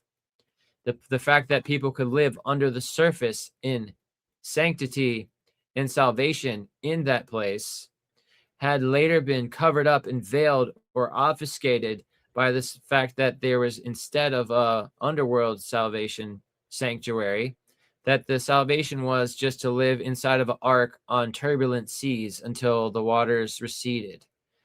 But the idea of the waters receding does tie into ancient Cometian lore, where they said that the Ben stone, or the Zep Tepi, was the first mound of land that emerged from the dark watery abyss that resulted from Nun, who was the dark watery abyss, ending by there being the first rise of the golden sun over the horizon, which then allowed the first mound to rise up and be able to be fertile for that crops and food to be able to grow on, at which point the people were then seeded onto the land in the story of the Zep Tepi in the Cometian lore. So that kind of ties in with the idea of the maybe influence of, it was basically two different stories that have different themes that were integrated into a later usurped obfuscation. So one story says that there was a dark watery abyss from which the people emerged because of the sun rising. The other one says there was an ark that the people went into through an extended winter and then returned to the surface with the aid of a crow. Now you could see how these two stories were combined to create the false story, potentially false story of the Great Deluge. Although there is a connection where the testimony of the destruction of Atlantis from Solon that was passed on to Dropides and eventually down to Plato, it was said that there was a flood that inundated Atlantis that has been tied to a potential comet impact in Greenland around 11,600 years ago. So there's a lot of interesting things going on with these myths, but I would like to stress that the Zoroastrian story of Yima, who was the chosen one of Ahura Mazda with the mystical bird, seems to be the one that predates all of the rest and holds to be something that was likely the actual story that was later being covered up and veiled with a false story of the flood. But it remains to be decided as to whether those other stories of Atlantis and the Zep Tepi of the Cometian lore also had a part to play in this intermingling of stories. So it's really sorry. Carry on, brother. So I was just saying, what do you got here? I see all this great stuff that you're bringing onto the screen. Oh, I was just gonna say, yeah, man, this is really interesting because we can see the Jewish version of the story, right? So remember how this conversation started, right? We were talking about this, the embolic year, right? And the embolic year has got to do with this connection between these, and the same is seen in China. And I bet you the embolic year in China, we can do the same with China. We're going to find the same story. It gets interesting. So when we look at the embolic year, right, we see here that the 13th month is called Adar as well. Now, Adar, as you know, is the 12th month, right? Because there are 12 signs. So it's associated with the 12th. So I'm guessing it's associated with Pisces, the serpents swimming in two different directions. Remember the association with Pisces earlier that we were talking about, the number 19, right? We cannot stress this enough. The letter Kof that we were talking about with the associations with the enneagram and the subtle, here we're seeing the symbolism talking to us again, like we were talking about earlier when we were talking about the other goddesses. And the Adar, it represents the final month, and that is the Adar. It's the second Adar, right? And this is what you were talking about, the Purim, right? But when we go a little deeper, there's the two Adars, the two Adars. And I think, this is the leap year which the 13 months is in, right? And so they add in an extra month called Adar, right? And the holiday of Purim is celebrated on the 14th day of Adar too. It commemorates an ancient story with Queen Esther and her cousin Mordecai outwitting Haman. And this is one of the Persian kings. This is the Atraxis, right? And so we can see that the Adar month is deeply connected with serpents and royalty, right? So there's this connection with bloodlines that come from that Persian king through the queen, because her bloodline became the king's that was carrying his seed in her. Are you following what I'm saying? And so this connects to bloodlines that connect to that ancient Persian king, and the symbolisms, once again, the defeating of the adversary, right? And once again, a primordial serpent, right, was defeated. That's the same story we're looking at when we're looking at the Vedic story. The primordial serpent that was stopping the flow of energy and everything. So this is like really, really, really interesting. And here we see it relating to the constellation of Pisces, the fish, like I was talking about, right? And in the ancient Babylonian and Middle Eastern astral traditions, the imagery of the fish and the serpents often intertwine, right? So that gives us that connection, what I was talking about when I was talking about the Pisces connection. and how that relates to the astrological relationship and the tarot expression of this with the expressive number and the mystical numbers, which is expressed by the Hebrew letter and the tarot card that relates to that, which is the card for Pisces, which is the card for. This is how you can tell that we've got the correct associations for the tarot. Does that make sense? Because it tallies up with all of these myths and is universal. And there's one more little piece of information as well that I don't know if I've got here. I hope I have.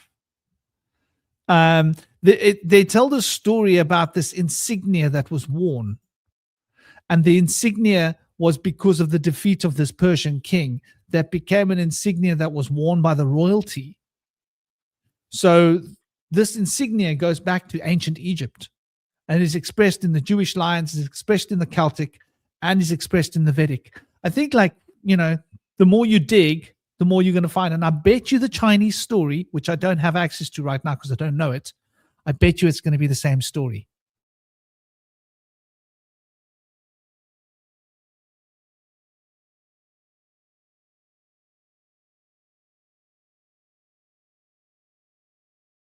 Yeah, it also brings to mind the story of Apep that battled with either Ra or Osiris, and there's like the defeating of the adversary involved in that.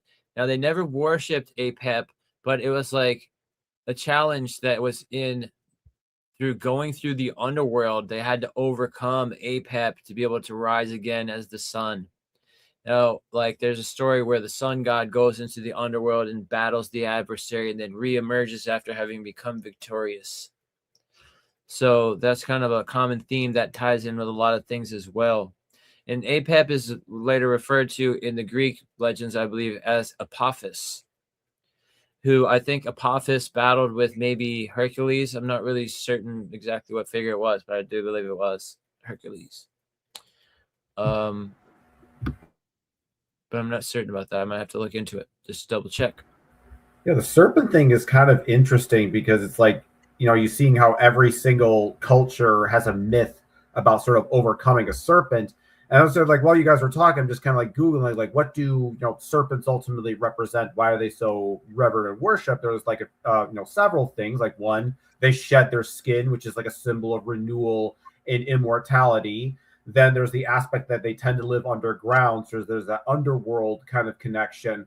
But I think overall, what you really look at when you look at the serpent, you see what the serpent represents kind of spiritually. And I think in a lot of ways, it represents kind of more of that ancient pagan kind of like magical tradition about cycles, renewal, you know, going into the underworld and central.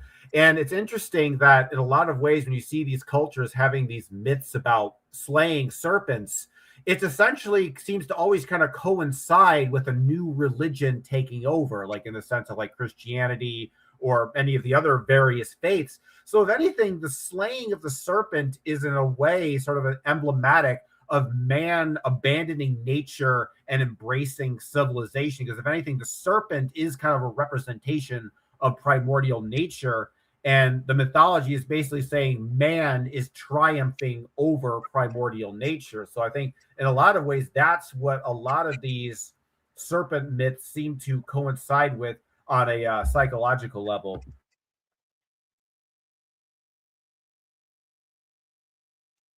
Yeah, and the snake is associated with danger in like the fallen patriarchal later on society.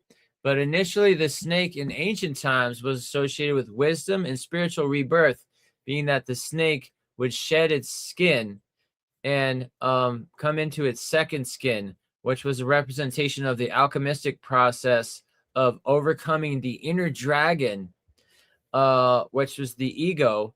And by overcoming the ego, one would then be able to gain power over it instead of being ruled by the ego, to then be able to shed that second skin and be spiritually reborn as fully integrated and fully healed within, to be able to have overcome the detriments of being ruled by the ego, which is the idea of like the external self, which is how one presents themselves to others in the world, as opposed to how one sees oneself from within in their heart space.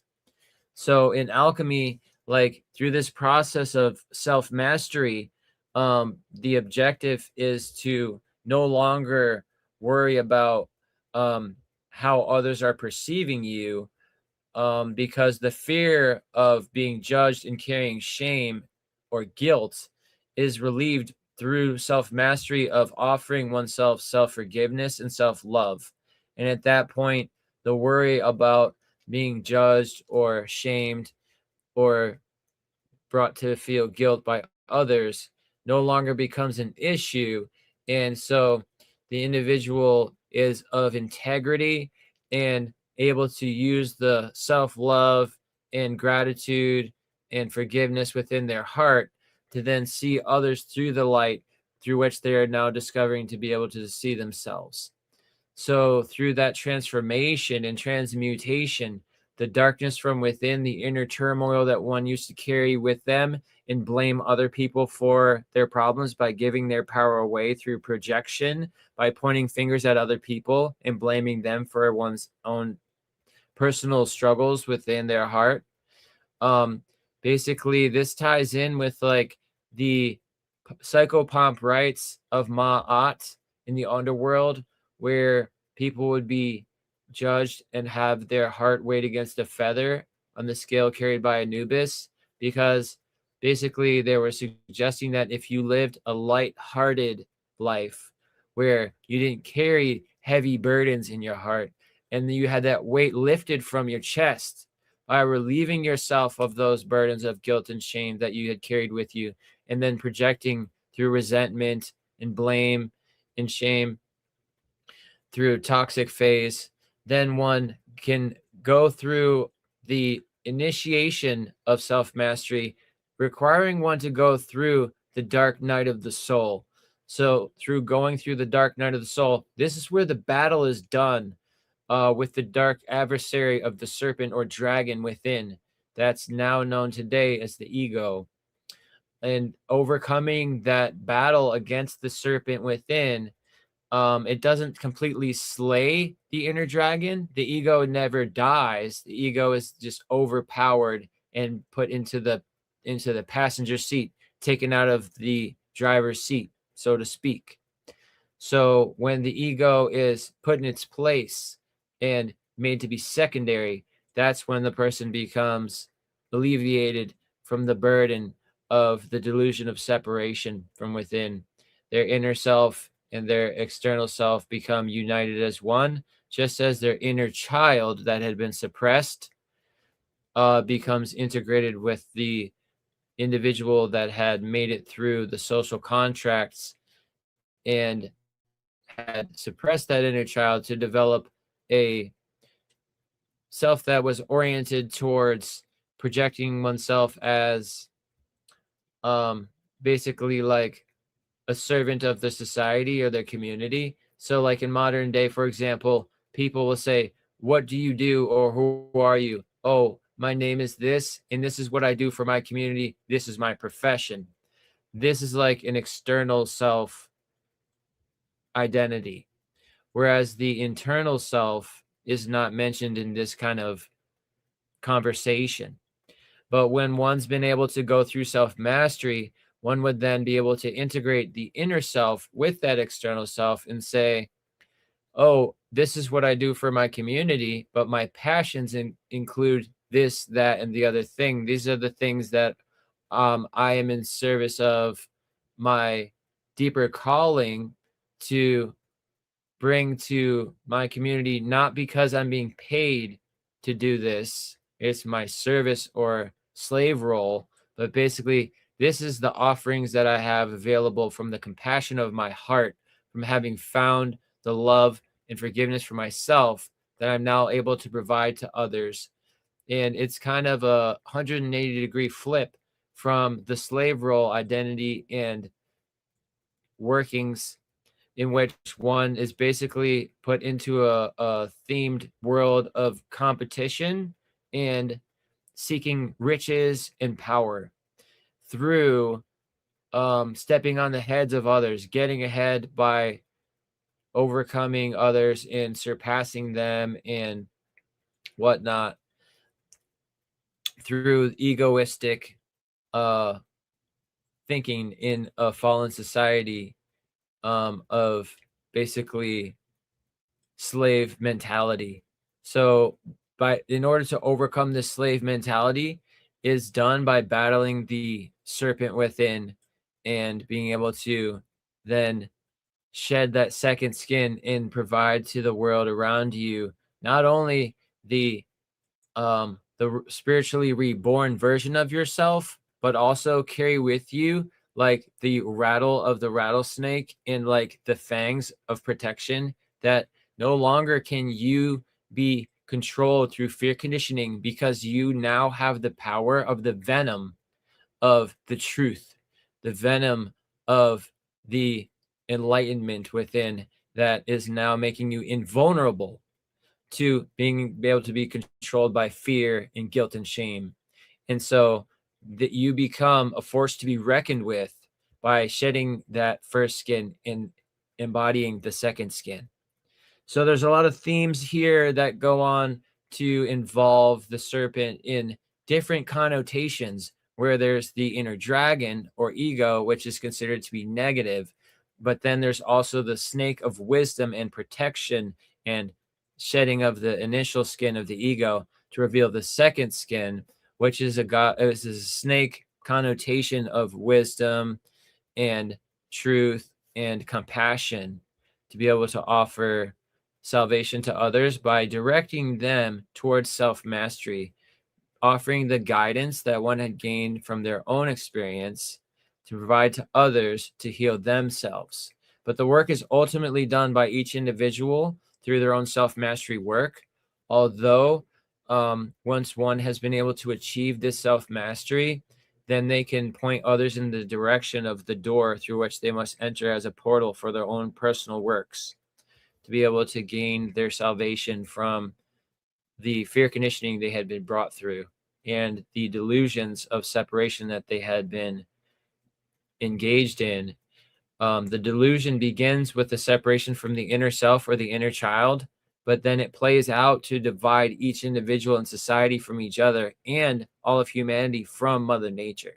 So ultimately, through integrating the inner self or inner child with the self that is seen on the external world, one then becomes able to integrate the collective and integrate that collective with Mother Nature, which is something they've been trying to push down, especially in modern day society with all of these distractions. There's so many video games, ways to play music, watch movies, shows, videos, all types of audio books that people listen to, anything that where people are gobbling up this information from not within their hearts. They're not in the deep solitude of their focus and awareness of the divine within their heart by speaking to the inner voice in the deep silence. When you're having these distractions on your devices, or even before there were the devices, there were books. And so people would be able to run away from themselves by opening the book and writing of someone else. And so it was said that Thoth was warned by Ptah, the wise elder god, that when he created written language, that there could be many damages that could come from creating a written language, because the words that you want to be used for people to share truths can also be turned on the people, and those words can be used to carry lies. So it seems like there was, in the golden matriarchal age, there was kind of a guard against being able to create a written language potentially, which is why there's no real written record, and it was carried forth through maybe oral traditions, because the idea of like speaking with somebody in a dialogue is more of an interactive discussion, and interaction is like more of a dynamic experience than just sitting there and reading the words of somebody that's not there to answer any questions for clarity that one might have. You're just supposed to read from the words and discern what you can from your understanding without being able to ask for clarification or have a deeper discussion. And I feel like there's a big difference between being in the deep solitude, in the silence, to be able to reflect on what are some consider to be the intrusive thoughts of inner turmoil.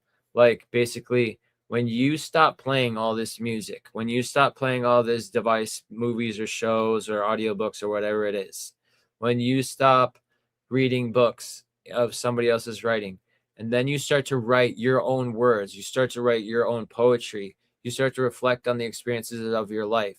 Oftentimes, the things that are going to come creeping in is like regrets that you might have had, or resentments, or anxiety about the future, or depression about regrets from the past. Those things are trying to come to your forefront of your mind when you're in solitude, in the deep silence, because this is an opportunity, a golden opportunity, where emotional triggers are coming to the forefront of your mind to be restoried. So when somebody tries to push away these intrusive thoughts and says, I need to stop thinking about that, it's distressing me, they're giving away their power to re-examine how things went and come up with a different attitude of how it's received.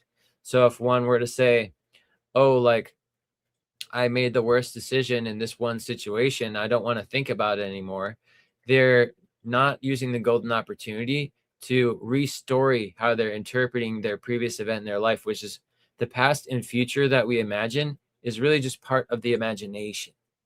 And so through the imagination, we can then see the way things played out in a different way. One of the ways in which I like to use to be able to restory or reinterpret inner turmoil that creeps in through intrusive thoughts is to use it as learning from your mistakes and being grateful for having been strengthened by those experiences through blessing in disguise, blessings in disguise, rather.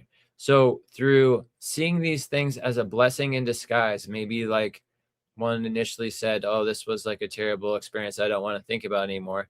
Then they're thinking to themselves and changing that story to, that was an experience that was meaningful to me.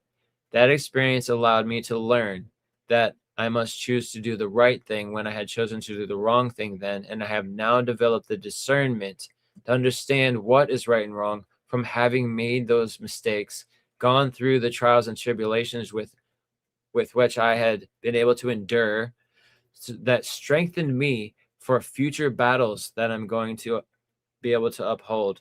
And basically, a lot of this has also to do with the fact that in ancient universal laws, it was said that everything is made from vibration in mind, and that matter is secondary. And so we've been taught to think that things are fixed. The past has been fixed and it happened a certain way. There's no way to rework how things had gone down. But through our imagination, we can change how we experience the past. We can change how we view the future. And one of the ways we can embark on shifting the vibration is, instead of saying things like, I want to become rich, or I'm going to become rich, or I'm going to manifest to become rich, through that is an underlying doubt and desire for wanting something that you're expressing the lack of. So if you say you want to become something in the future, you're saying that you don't have it now.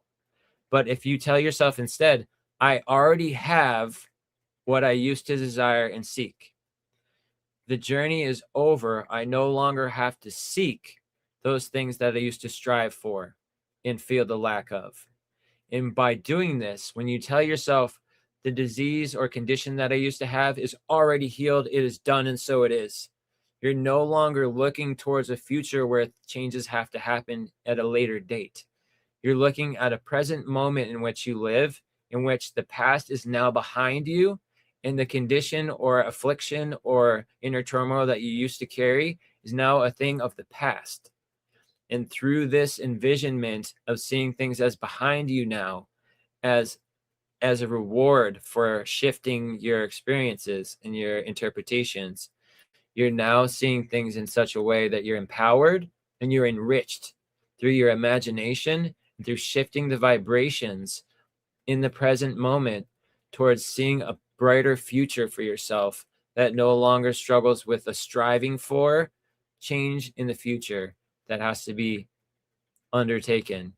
It's now a thing where you're allowing yourself to shift through into like a quantum leap, where you might not only be shifting into a place of inner peace, but you might even be shifting into a place where those things that you used to carry with you are no longer even part of your past at this point. Once you envision in your subconscious mind that those things no longer exist, you're not carrying them anymore. And so they've been stricken from ever really having existed, because you're now envisioning a world where you're free from those burdens that you used to carry along.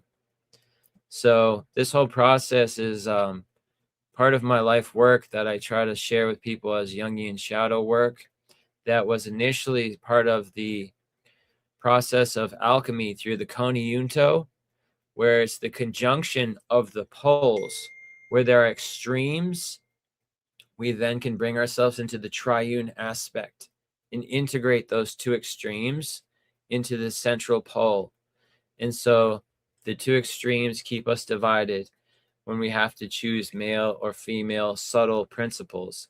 But when we integrate the male and female, or masculine and feminine subtle principles inside of our heart space, we then contain both sides of the extremes integrated together as one, no longer having to go back and forth as some kind of value or devaluation where one's good and one's bad. It's now using the bad and the good together in a constructive means of the triune aspect.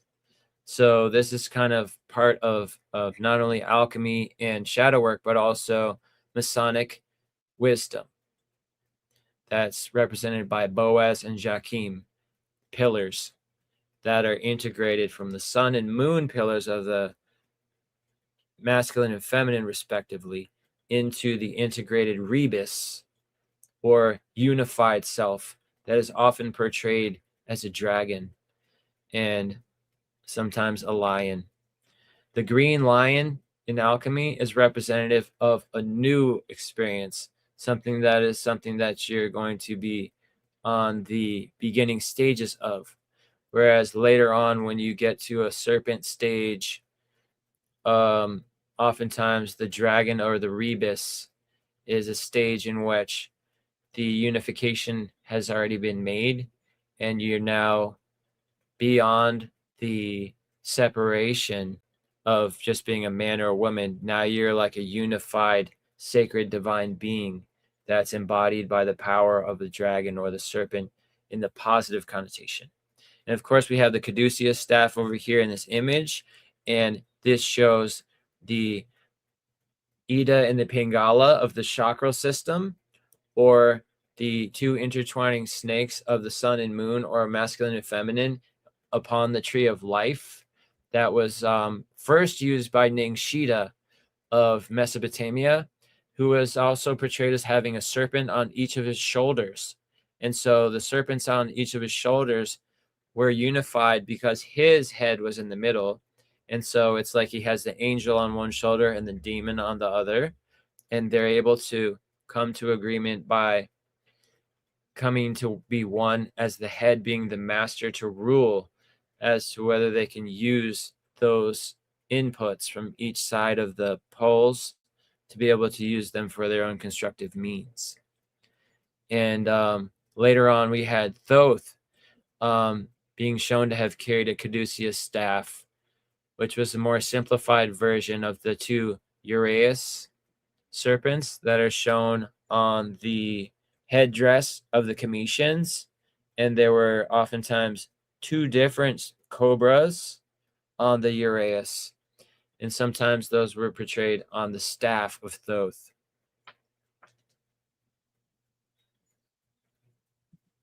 Yeah, man. I think that's like really a good place to bring it in. This is like the serpent wisdom of these two different principles, right?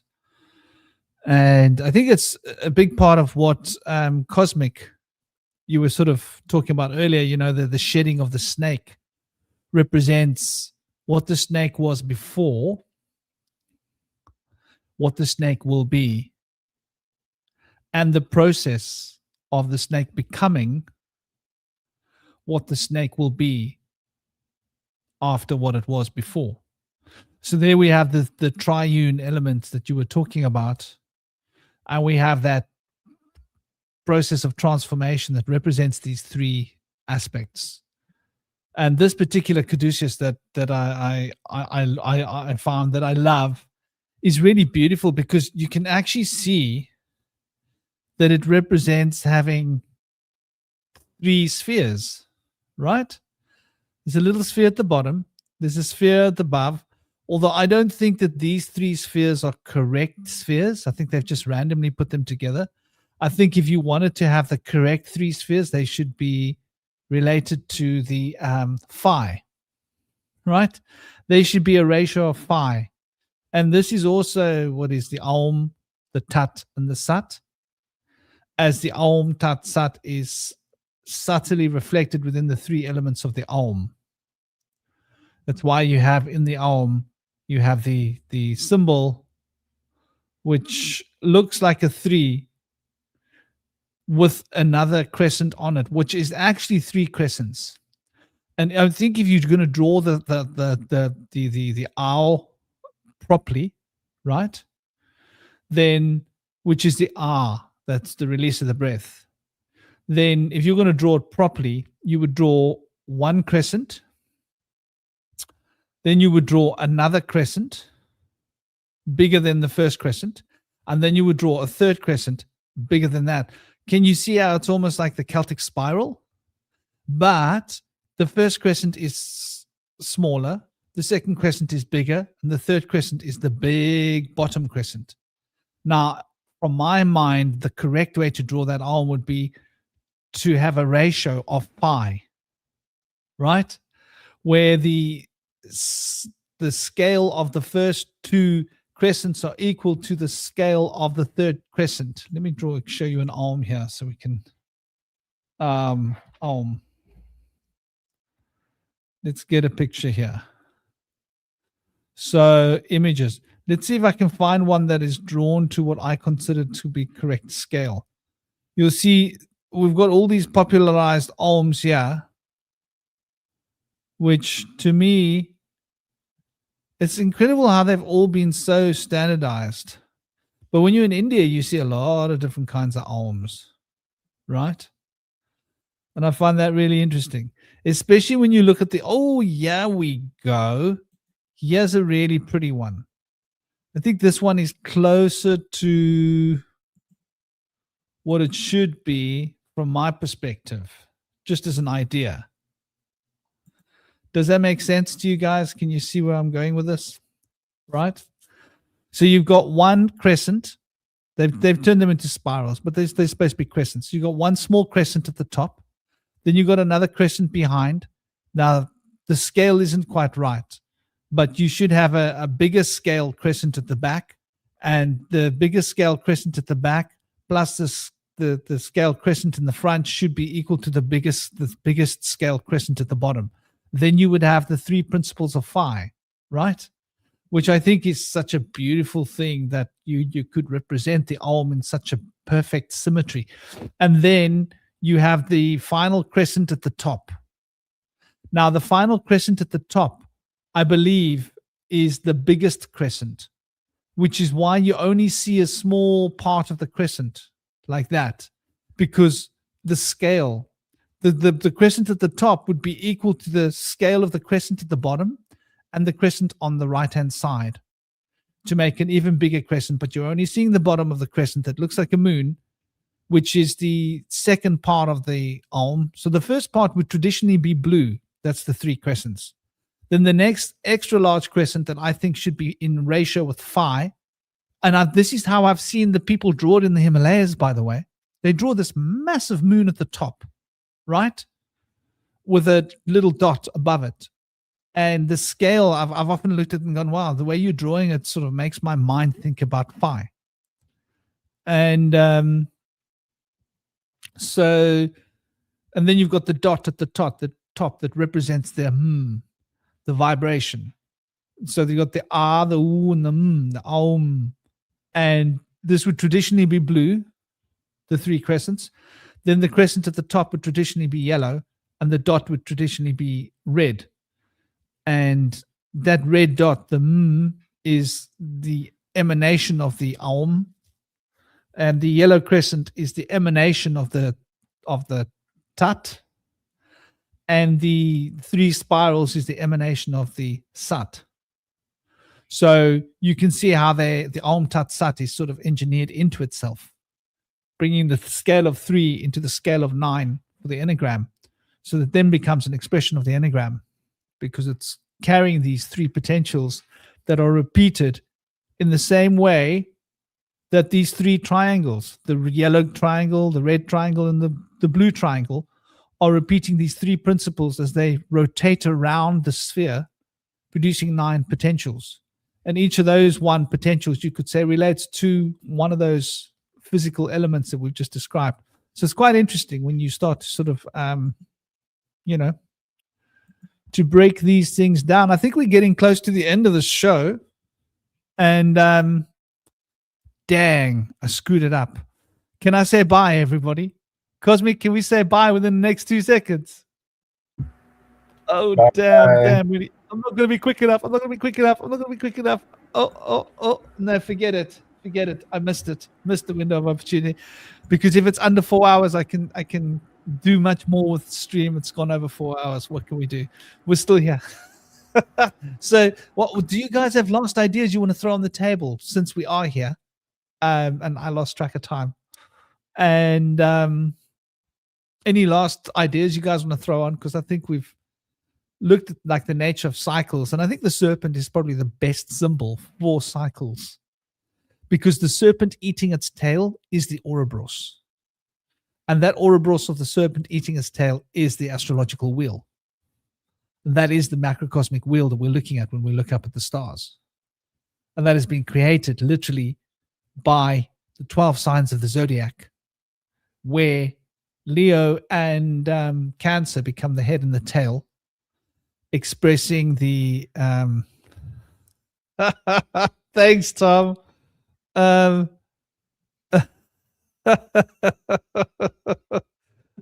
glad you're enjoying it, brother. Yeah, I think it's like it's been an exciting conversation for me as well.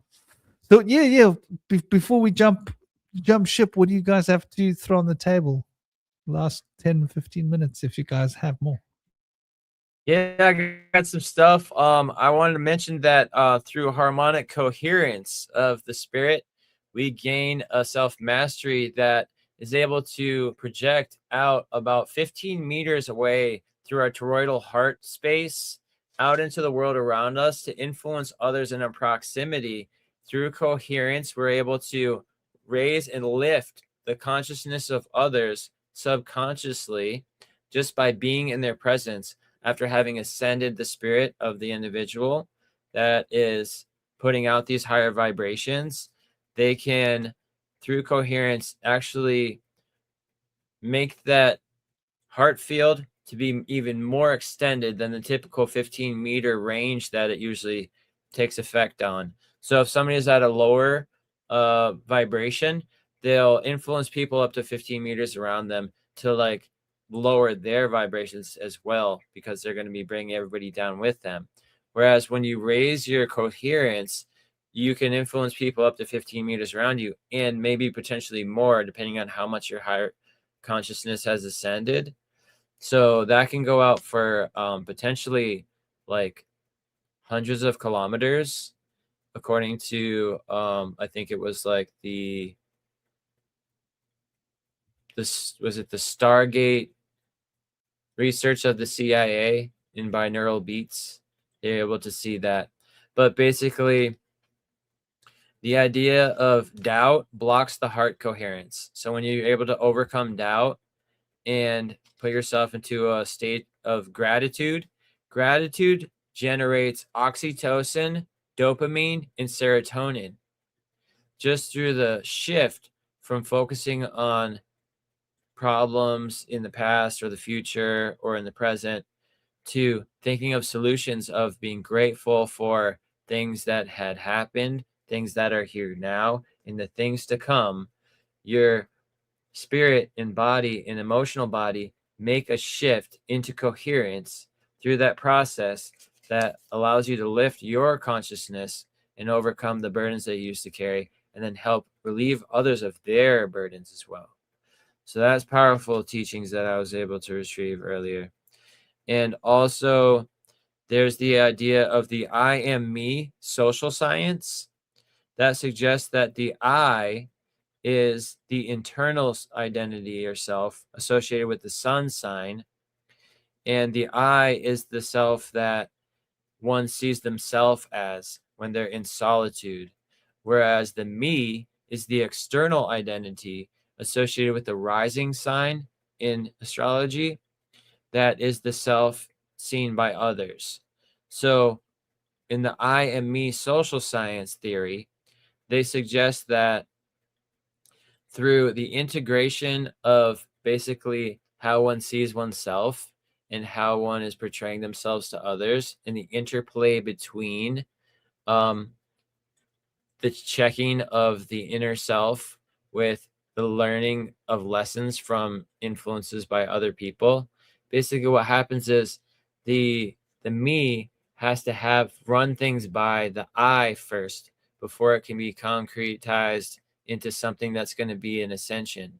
So like if people have told you one thing about yourself, oh, I need to do this differently, it'll be better for everybody, but then you have to check with the internal self first, which kind of is part of the aspect of the ego, where your ego protects you from jumping into change that could become detrimental by accident.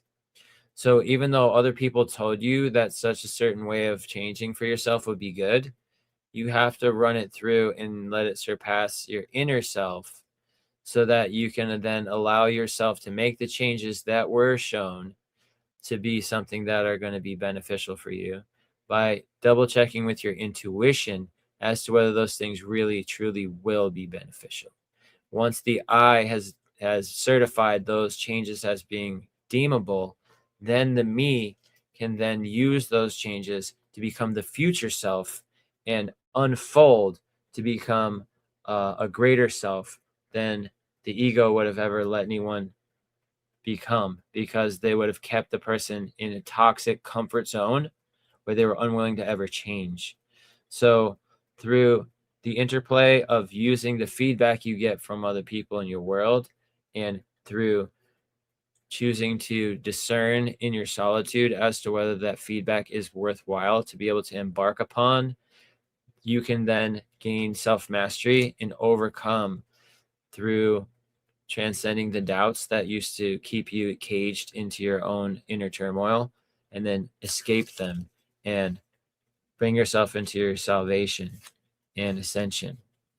Also, I wanted to mention finally that it was told to me that the great mother spider, who is said to have brought wisdom and language to the Cherokee people during their time when they were brought into the underworld to be saved through a cataclysm on the surface, that the great spider mother is the weaver of dreams, and through self-love we can be brought to be able to experience life and carried on the web of life.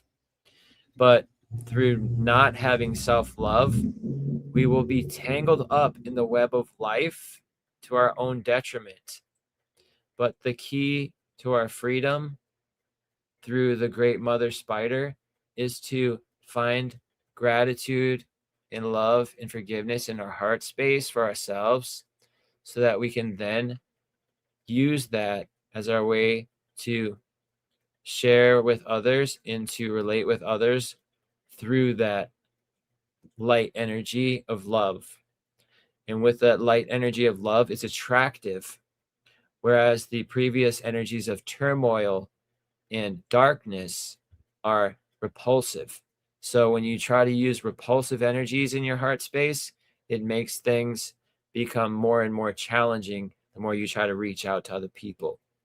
Whereas when you find that light space of love and forgiveness and gratitude in your heart space, it makes you attracting to other people, because you're not using judgment anymore, because you stop judging yourself. Now you no longer have to judge others. So then you're welcoming them in to a warm place of strength and light and love that you've shown that you've been able to heal yourself with, and that you can offer them guidance to heal themselves with. And finally, there's the beaver, who is the builder of dreams. Oh, go ahead, Franklin. No, I just remembered. I was going to ask you what it was, but carry on. I've made a mental note. It's got the word doubt, but please continue. And just basically the beaver is the builder of dreams, whereas the spider mother is the weaver of dreams, in the sense that the beaver will now build a foundation based on the self-rectification. So once the self has been rectified, you then can create a shelter, not only for yourself, but for your community, that will shelter them from the detriments of their own inner turmoil and challenges within. So you're going to create a higher place in which people can be protected from the detriments of their own inner workings of the delusion of separation, or attacking the self by blaming others and giving your power away.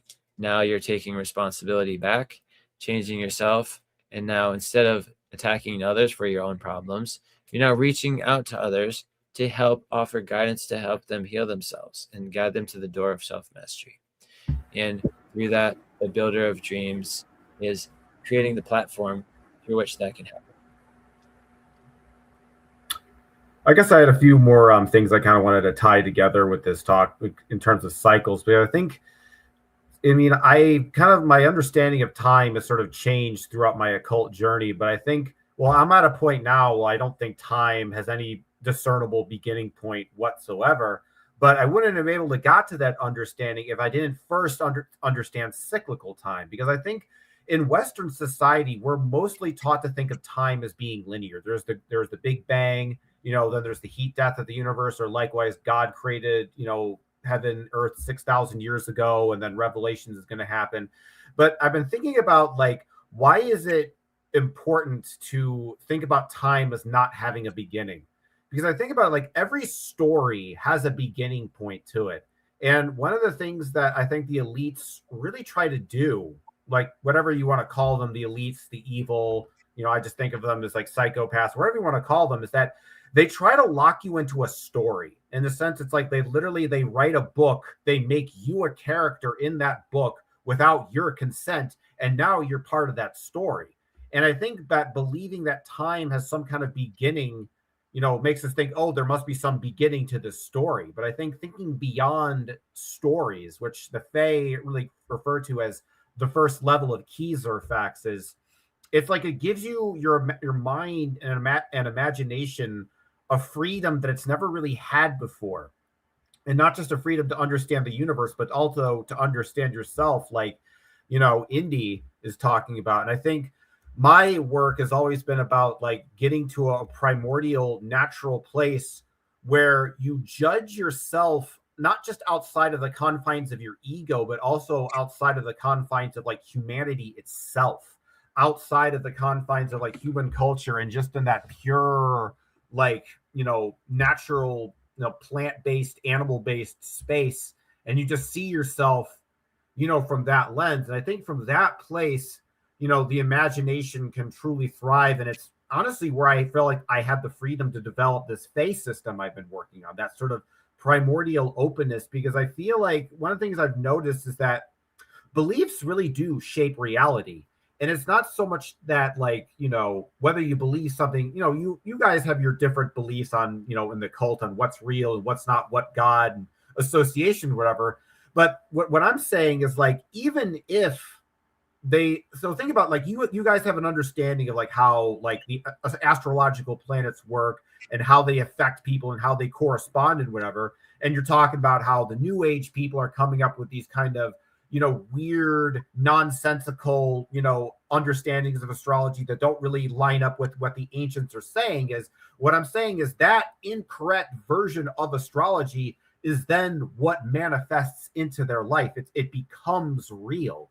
And so the idea is, it's like, because when it comes to like belief system, I think a lot of ways there's always people out there who are trying to kind of like put you into their belief system, whether it's like some kind of evangelical preacher, some skeptic online that's telling you that, like, you know, the afterlife isn't real or something like that, trying to get you, you know, into their world. So I think that's why it's important to think about cycles, because I think in our current modern age, we really don't think of time as cyclical. We think of time as being point A to point B. We're going to get to the future and we're sort of being pulled from the past or whatever like that.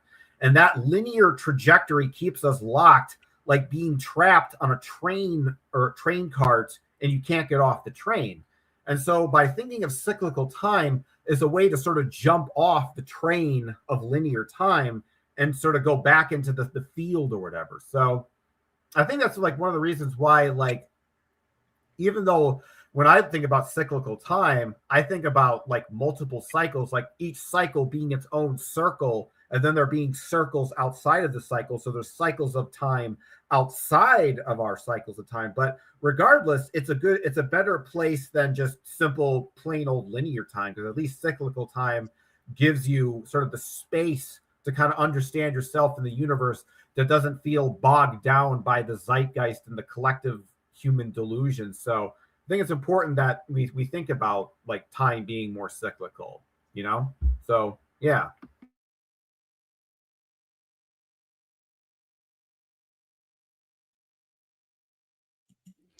I just wanted to show you guys something that I thought was quite cute.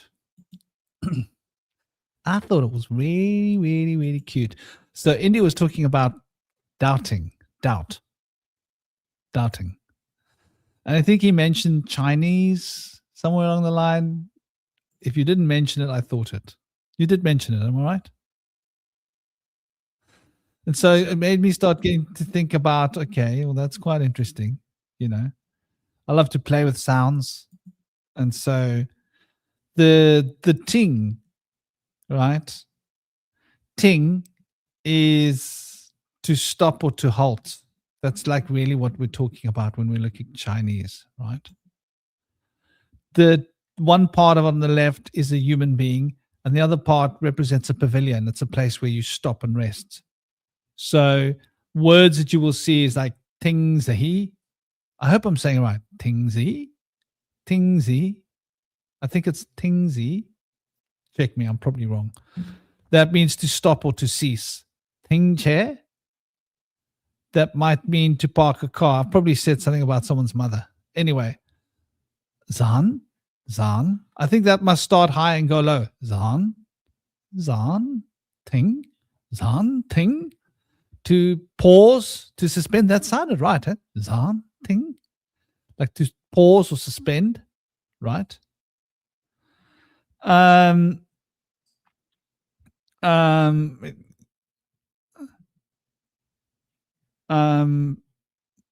It can mean to listen, which is interesting. With an alternative meaning. Okay. And then I thought, well, that's quite interesting, right? Because let's go here first. Now we look at the word Tao, right? So Tao obviously relates to the path or the way, but it relates to the flowing of a river, right? So when we put the word ting onto a car, it means to park the car. When we put the word ting onto a z, it means to stop. When we put the word ting onto zan, it means to suspend or to pause. I just couldn't help noticing that really interesting little interplay of sound and acoustics of how we then have the Tao, which represents the flow of energy that you experience, the energy, the path that energy takes when it flows through the path, and how humans are on the path, right? The universal path, the path of energy, the flow of nature, right? Represents the Tao.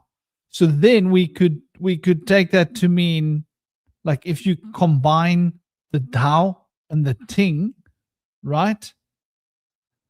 It's an interesting concept, isn't it? You could see how that could relate to the Tao is the road, the way, the flow of energy, right? Of life force. And Ting means to stop or to pause or to park the flow of life force, right? So when you are Tao Ting, you are literally parking or stopping the flow of the Tao, of the life force flowing through you, which is the flowing path of energy moving through nature. I just thought that was quite cute as a little as a wrap up little let's leave a cute spot to end the show with. Like, even like, I don't know nothing. No, I know less than nothing about the Chinese language, I'll be honest with you. Like, but I just noticed that was cute. The word doubting in Chinese is like literally to stop the flow of life force. You can't make this up, can you? Like, you That's literally can't make this. I love that. Hey. King. Tao Ting, yeah. Like, you want that Tao to flow. So stop tinging your Tao. Ting is when you park that Tao and you stop the flow. Don't stop the flow. Let it flow, man. Doubt is doubting is just it's a dirty habit. And we should try and avoid it as much as possible. But yeah, sending you all so much love, big blessings, peace, honor, and respect. Hope you guys take it easy and enjoy. And yeah, don't forget to smile, because when you smile, right, these muscles contract here and they pull these bones towards each other and they make a little bit of a pressure in the head, right? They contract 2 points because these muscles go back and they go down and they go up, right? So they're pulling and putting a gentle massaging pressure on your pituitary and your pineal glands. Just check it out, dude. So you're getting a good melatonin. Melatonin. Yeah, you're getting a good melatonin hit. You're getting a good serotonin hit. You're getting all the good stuff that's going to get the dopamine flowing and get your energies flowing, your chi flowing. In fact, it's a big part of Taoist alchemy is the technique of the inner smile. And the inner smile is when you get a smile in your eyes. And they literally practice learning to smile with their eyes. And then they direct the smile inside their energy body. You see, it's like this.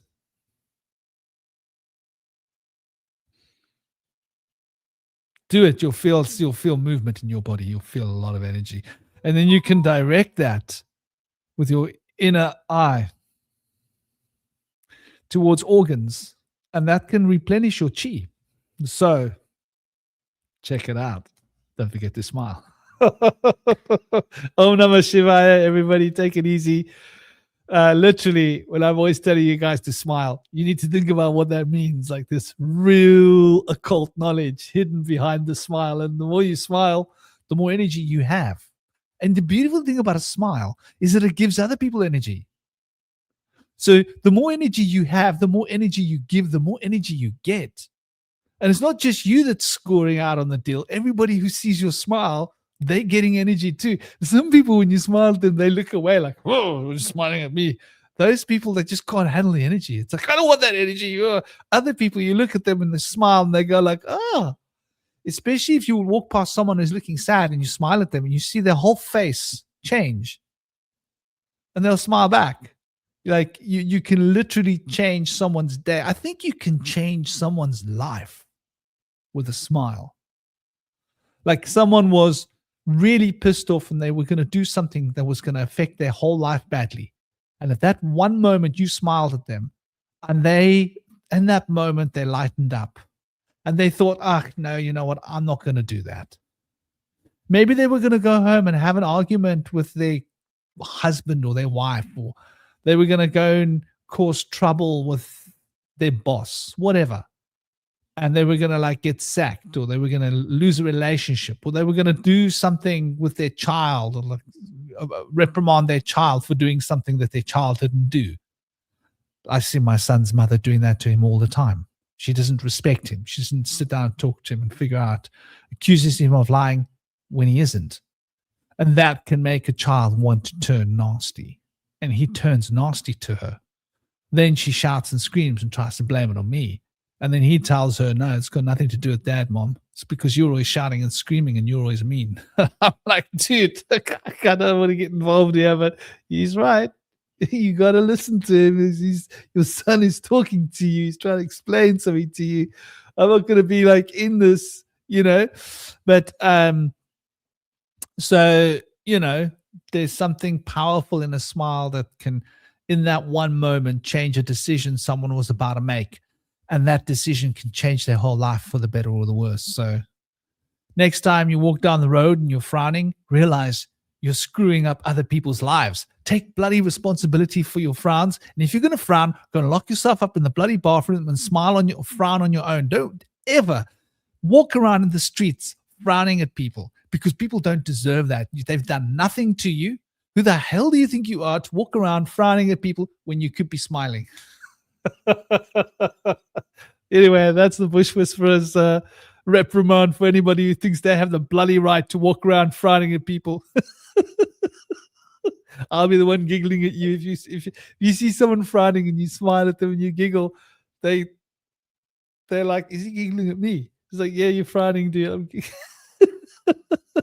People don't always get it, but I think they get home and they get the joke. It's like a delayed thing, and they go, oh, right, he's giggling at me because of my face. Like, oh. Anyway, big love and blessings to all of you. Take it easy. Keep it sweet. It's been an honor, Cosmic, and I hope you're well. And of course, Indy, and everybody in the chat that's been hanging with us. Big love, big blessings to all of you. Keep it real, keep it sweet, and Om Namah Shivaya. Blessed be. Blessed be. Yep.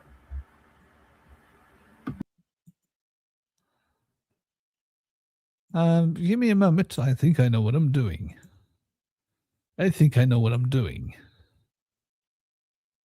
Dun, dun, dun. Oh, I've got to click.